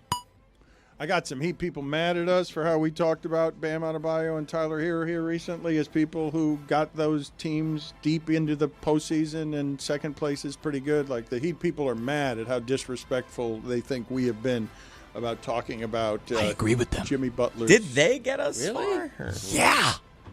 Did they deny that Tyler and Bam have to be your second and third players if you're sniffing anything remotely? That's a different thing than the disrespect that was thrown at those guys, basically calling them nothing players. I don't think anybody called them nothing. Poor players. Heat. Did you listen to the show? Yeah, I do. Mostly when I'm on it, but no, I listen to the show frequently. I saw Jaime Jaquez at F1. I was the only person that saw him. The guy could not have been more anonymous. Yeah. Like, he was just walking. Other people saw him. You recognized him. I think he did a couple laps up and down, hoping that anyone would recognize him. He looks a lot like Miami. It was. I felt bad. Just so Miami, dude. He belongs here. So did he belong? But he was fashionably attired. Yes. He was. I think he was wearing a denim outfit. Canadian tuxedo, some might say, but they were short, so I don't know if it was a Canadian tuxedo. But the point was, he was going up and back where all the, like the celebrities, the, all the people of note were walking up and down, the Charlemagne's of the world, and he was not exactly getting the fanfare I think he thought he was going to get. The thing that happened this season with usage rate, and I am not saying that Jaime Jaquez is this player, but because the ball and the touches went to Tyler Hero, Jaime Jaquez was pretty close under some circumstances of getting to be Latin Miami heartthrob that is the new Tyler Hero, because he's the one doing the scoring here. And so he went to F1. Oh, there's what losing does to the scent of people who would smell like cologne if there was winning here. Well, no, I mean, Gordon Ramsay was walking around. Come on, who are you going to talk to? Gordon Ramsay or Jaime Jaquez? Let's be real. No disrespect. I'm sorry.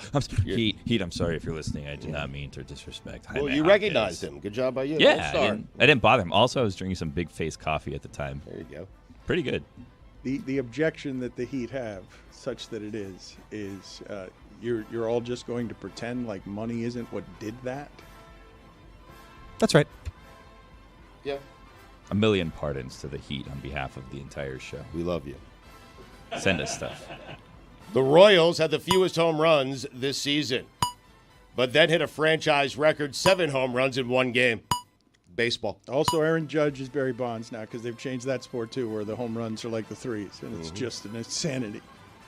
Just an insanity. Keeping an eye on that guy. What do you mean you're keeping an eye on? Oh. What does that mean? Something's up there. What do you mean something's up? Just keeping an eye. He's not saying anything. Just watching. I don't know what's up yet. I'm keeping an eye. I just started looking. I don't know what that means. More people need to be vigilant about the game. If not, we end up back in 1998 and all of a sudden a scandal. Had people been keeping an eye back then, what could have been? Now we're not accusing, and I'm not even involved in this, so I don't know why I'm saying we. It was right in front of him. Accusing him of anything. He's just keeping an eye on the situation. That's all. Put it on the poll, please. At Le Batard Show, are you keeping an eye on Aaron Judge? He has the 7th highest batting average through 33 games in the last 80 years. Keep an eye on him. Batting average. Hitting .432. Also, Riley Green hit 2 home runs in the 9th inning the other day. Don't mind me. He did? Yeah, one dude hit 2 home runs in the 9th inning. Wow. It's never happened before. He's hitting .432? Yes. Jesus. That was as of Saturday. Let me check. He probably went off yesterday, too. No. He's saying that Judge is hitting the same Judge. Yeah, same person's Judge. I'm keeping an eye on Riley, though. Well, he's hitting 274. Sorry to tell you, it's now 423. Riley Green. Probably keep an eye off of Riley. All right. He's been doing plenty of that. James Harden is doing a disservice to the name James. If your name is James, you have to be Big Game James. James Worthy, James Shields, Harden disrespecting the name. Last 3. Riley Green was an all-star last year. Who knew? Last 3 Keep your eye on him. James Harden elimination games: 2 for 8, 1 for 4 from 3, 5 for 16, 0 for 6 from 3, 3 for 11, 1 for 5 from 3. Taking a step back. Yep. Scotty Scheffler, chess. Everyone else, checkers. Eric Van Rooyen, the rare golfer to finish second, shooting -23, only to lose by 8 strokes. That was not good for golf. No. You can't have a guy going 31 or 32 under par over the weekend. How about you play a difficult course? Exactly. And I don't want to hear them when they play the Open Championship in July. I don't want to hear about it. How difficult the course is, or the U.S. Open. Right. You get the greatest courses in the greatest conditions, so much so that Scotty Scheffler went 31 under par. Abomination. Embarrassment. When somebody shoots 21 under, the course loses. Bad for golf. That finished in second. Jordan Spieth was minus 19, lost by 12 strokes. The whole leaderboard was like minus 20, minus 18. It was crazy. Yep. Jimmy Goldstein, still alive. It is a bit of a surprise. We had a run with Jimmy. It is. We did have a run with Jimmy. We flirted with him. He brought us courtside. What are you shaking your head about, Billy? Last appearance, though, was kind of. Yeah. It was definitely the Wasn't last he on a appearance. beach somewhere? Yeah, well, it was one of those where we had him, and they're like, "You sure you want Jimmy?" And we're like, "Yeah, yeah." It was lots of fun, and then we had him. We're like, "Ooh." Yeah, those were golden reckless time. Yeah. A lot of things have changed since then. If Jimmy ever dies, they should bury him courtside at an arena of his choosing. If he does. Big if. You agree? Bury him courtside. Arena of his choosing. It's Jimmy Goldstein, man. It's an NBA legend. I think the reason we had him on is because we were trying to get him into the. No, I think we were trying to get him into the bubble during COVID, if I remember correctly. We were like, there should be one fan, it should be Jimmy, and we were trying to get him We had 2 runs with Jimmy Goldstein. That was one of them. The one before that was Stugotz just wanted to ride him for all of his celebrity friendships. Just keep bringing on Jimmy. Yes, like he still has the number there, and it was just a ploy meant to feed at the teat of celebrity. You want him tomorrow? Or? There's been worse ideas. Not many. Only because Meadowlark manufactures so many of them. Oh, man. Should get buried in the wall at the Clippers games. That's how they do it. Well, it should be under the court if you're going to insist but under the on wall. It. If you're going to insist on it, if it's not next to the arena. Next to the arena is insulting. Next to the arena is not an honor. Then they remove the court for a concert. They're like, oh, look, Jimmy's here. That's exactly right. Yeah. He should be buried upright, like taxidermy comes into play here. You can't bury him. All right, we've gone too far. Why are we doing this? He's still alive. I know, but heaven forbid. This is not right the way that we're doing this. So disrespectful. We're speculating. I was happy to see Jimmy. Same. He's a legend. Yes. That hat, Hall of Fame. Yep. Not him, the hat. Yes. That was unnecessary. Put it on the poll at Le Batard Show. Is Jimmy Goldstein's hat a Hall of Famer? First ballot? I think so. Like Joe Mauer? Well, no. Come on now. Are we talking hat Hall of Fame? Yeah. Yeah. Deserve No. What is in the Hat Hall of Fame? Let's do this game. I want to play this. What is in the Hat Hall of Fame? We'll play it in a second. Lombardi. Okay. No, Bear Bryant is before Lombardi. Bear Bryant's in there. That might have been what I was thinking of. Jay-Z. My bad. Abe Lincoln's stovepipe. No doubt. When's the last time you read a book, Chris Cody? I listened to some books. That counts. Yep. What the hell's reading a book have to do with art, whatever those guys' names are? Just a sense of history. the knowledge that gets retained when you read things. LeBron? Whoa, that's defensive. Whoa. When you come back and meet for that? The only team in baseball without 10 wins yet is Colorado. One might say they're off to a rocky start. So bad. They're so bad. Russell Westbrook going back to Oklahoma City. All love. Jimmy Butler going back to Minnesota. No love lost. That's going to be a fun series, man. Yes. I'm excited for that. I mean, this is where it gets face of the league stuff. Like, you talk about it for months, but no, Anthony Edwards, can you take them out? Because it's going to have to be you. Like, maybe it's Naz Reid, but it's going to have to be you. I don't think there's a way to take that. That team's built to ravage young people.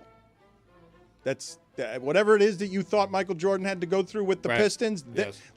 Whatever you thought Draymond in Houston was on physical. Now you're ratcheting up to this place where all of this started with Draymond and Gobert.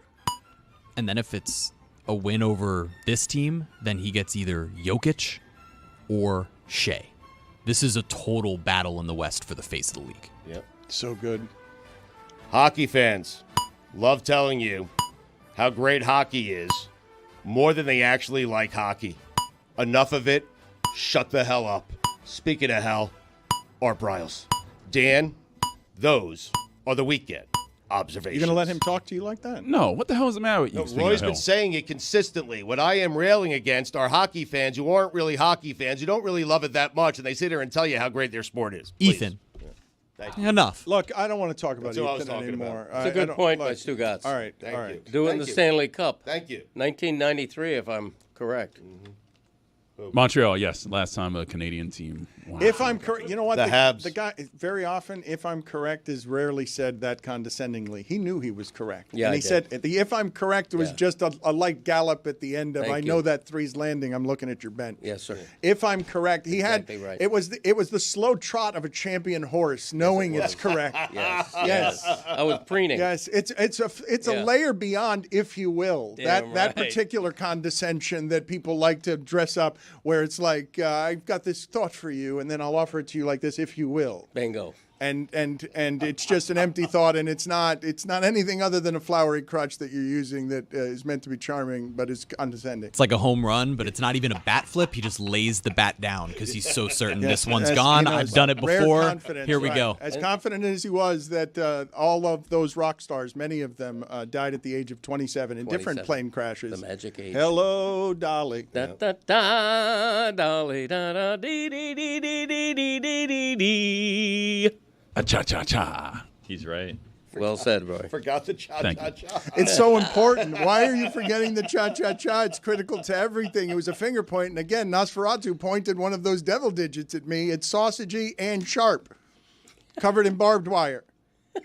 As he ages, these things get drier and harder, and they have harder edges. That's what she said. Hey. That's Slade. What's going on with you the last few days? Slay. That's what, like, you're just Coming who off a are you? wedding. He's Coming found off a a wedding. fountain of youth. He's a toddler again. He's released his young boy to it. It's another Thank you. person's problem now. You know what I think's happening here? I think Greg, and I don't want to, I'm no psychologist here. I don't even play one on TV, but I think this may be a thing.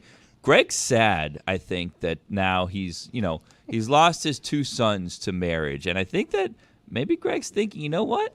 Maybe a third. Maybe we go here a third son here or a daughter. It seems like he gained a problem with his cheap father-in-law. I mean, Oh! Whoa, you laughed at that a little bit too vigorously. No, if you're listening, Mark, the both sides of the family went in on this wedding. Believe me. If you're listening, Mark. love you, Mark. Your dad has no idea what they paid for this wedding. Well, my wife does. Can we talk to She Elaine, please? represents- enough with this. I want to get She's answers. not going to tell you how I want much to. we I paid want to for get the answers wedding. to my questions, and I want to find out how generous you actually are. And I want to play what would have been funnier an hour ago: the video of Greg Cody with audio, because him falling into the bushes is only funny if you play it with the audio, and you can hear him careening through the darkness, clearly drunk.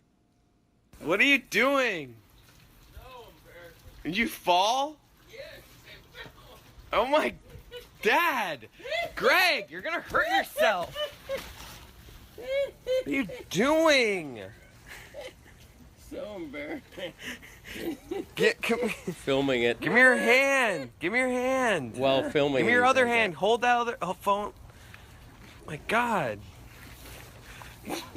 All you did was drink beer. Is Greg the drunkest person in this video? It's a fair point. I mean, I still have that shirt. It should be dissected. All you do is drink beer. I don't think we've ever heard the audio of that. Chris is hammered. Yeah. That's just me. That's just a producer with a hefty tongue at the beginning of the hockey playoffs. That's all that is. I have a question for you guys that I learned over the weekend the answer to. I had the answer to wrong. I know we've talked before. I did not know that, and put this on the poll, please, Juju, at Le Batard Show, even though we've done it before. Can you get a DUI for riding on a bicycle? This is not the part of the story that I'm revealing. But I did not know until like 5 or 6 years ago when we were talking about it that you could get a DUI on a bicycle, you could get a DUI on a horse. There are funny things. Especially one with wheels. Yeah. Especially Imagine. those, yes. Well, of More course, dangerous. even more so. Yes. It's a bigger fine because it's got a wheel. A golf and cart, it's I think. even more of a vehicle. That's correct. If it's got 4 wheels, I imagine it's just a vehicle and not even a horse anymore. Right? At that point, put it on the poll at Le Batard Show. If a horse has 4 wheels for tires, is it no longer an animal and now just a vehicle? Because that's what horse racing is, so you know. Let's get Secretary of Sperm and have a bunch of rich people celebrate it for the bloodlines, and let's just put, we can't put wheels on the animals? Okay, just keep whipping them and then kill them when they get injured. Well, I mean, not to dissect this too much, but I think a horse needs at least one wheel to move because it doesn't have a motor, so you just have to be pushing it if it had four wheels, right? You wouldn't bet on a four-wheeled horse in a race. Put it on the poll at Le Batard Show. Would you bet on a four-wheeled horse in a race? You're right. You would have to push it, and it's dangerous back there behind the horse. Well, it can't kick you, so. That's correct. That's an advantage. It can wheel you, though, couldn't it? I mean, I imagine those glutes are pretty strong still. No? All good questions for McGill tomorrow. Yes, put them all down. Go ahead and put Greg Cody in the harness race up there. He's delighted watching in the preview all that he is watching there. Wearing deck shoes, of course. Yes, of course. Those are the lamented and buried deck shoes in the backyard. Deck correct? and Declan, yeah. Yeah, those are the late greats. Deck and Declan. Yeah. Yeah. Deck Cody. Yeah. How long did you have those boat shoes? Probably 15 to 20 years. High mileage. Yeah. High odor.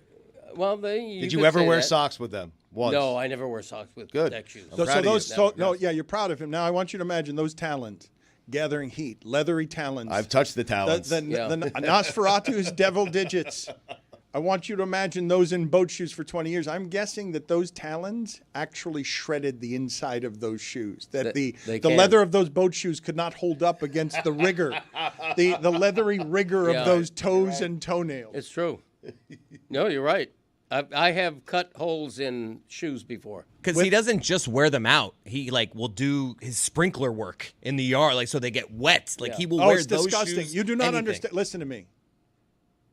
It can't be surprising to you that what is buried in the backyard of Greg Cody is the devil remains of the armor that did not survive those feet. Mm-hmm. Died a hero 22 years in, Deck and Declan. Yeah. But were ravaged to death by the feet of the devil, because the feet of the devil had to be carried for 22 years inside of socks and while doing gardening by a toddler who will not put on socks and will not take care of his feet. And now is free because he's finally pawned off his youngest son to a woman. It's her problem, and Mark's. Mark's this guy. Old cheapo Mark. No, don't go there. That's a bit of an attitude. Call him Groucho. Mm-hmm. Groucho Mark. That's I right. like it. I like where you're going, Billy. I like what you're thinking. Good ally for you there, Billy. Damn right. I hope you're proud of your joke. You know he's a musician too, Dan. Let's play for Plays the the people harp. here. I want to show you Billy Gill's. Billy Gill's happy thing. I couldn't see that one coming. The way that you set it up for yourself. Find the third Marx brother, and it's why Jeremy thinks you're the genius you are. And like Groucho Marx, Leonard Skinner died in 1977. So it's all coming back around. Yeah. Circle. Wow. Synchronicity. How do you feel about that video, that betrayal? You did not want that aired. We have played the video of your heavy-tongued son mocking you and not helping you. You don't know how to handle your liquor. You mix ingredients you should not mix, and sometimes you fall into the bushes. I don't like that video was played. I'm not proud of it. I'm not intensely embarrassed because it's not like I was driving drunk. I was a passenger. But that night, I couldn't handle my liquor. At the wedding, I did handle my liquor. And there was no problem at all. I did not mix my drinks, that kind of thing. Can you tell us more about the funeral? I buried the shoes in the backyard. The cat, and that's also a cat. You've also buried a cat. There's a couple of cats. The cat's back there as well. A couple of cats back there and a couple of shoes. Cats I think and a Ernie's cradle and a back. silver spoon. Okay. What? Ernie's back there, right? Yeah. All right, let's go ahead and do it. Give me the Back in My Day music. Let's see. Silver Spoon, he's doing Cats in the Cradle, 1977 is where we go back with this live Back in My Day Harry right here. Chapin. Harry Chapin had two big hits. The other one was called Taxi. And the thing notable about Harry Chapin's Taxi is that it was a very long song, like a 7 or 8 minute song. As long as a Best Man speech that's too long. That's right, exactly. 7.5 minutes, same length. Did Pitbull remake that song, or that's a different Taxi? It's got to be a different Taxi because Harry Chapin's Taxi is sort of a mournful, slow song. Tells a story, though. Nobody could tell a story like Harry Chapin, and he's another one who died prematurely. And now his son is carrying on his name, not succeeding at all, but, he's trying. So you got to give him credit. Excellent work. We can get more of these every day, just references he's making. Billy, I want to hear more about your F1 experience because I saw something my wife I've never seen before. She doesn't do this. She announced that she hated DJ Khaled more than anyone in the universe. Wow. Whoa. Jeez. Why? Was that on the why? record? Leaky faucetard on here. the record? I mean, because of how he represents Miami. I think he's going to have a street named after him, if I'm not incorrect. I'll look it up. I think Uncle Luke's street was named after him this past weekend. Shout out to Uncle Luke. That did happen, yes. Fought the Supreme Court and won. So why did she hate DJ Khaled? Did she see him? Because he's DJ Khaled. Because he's another one.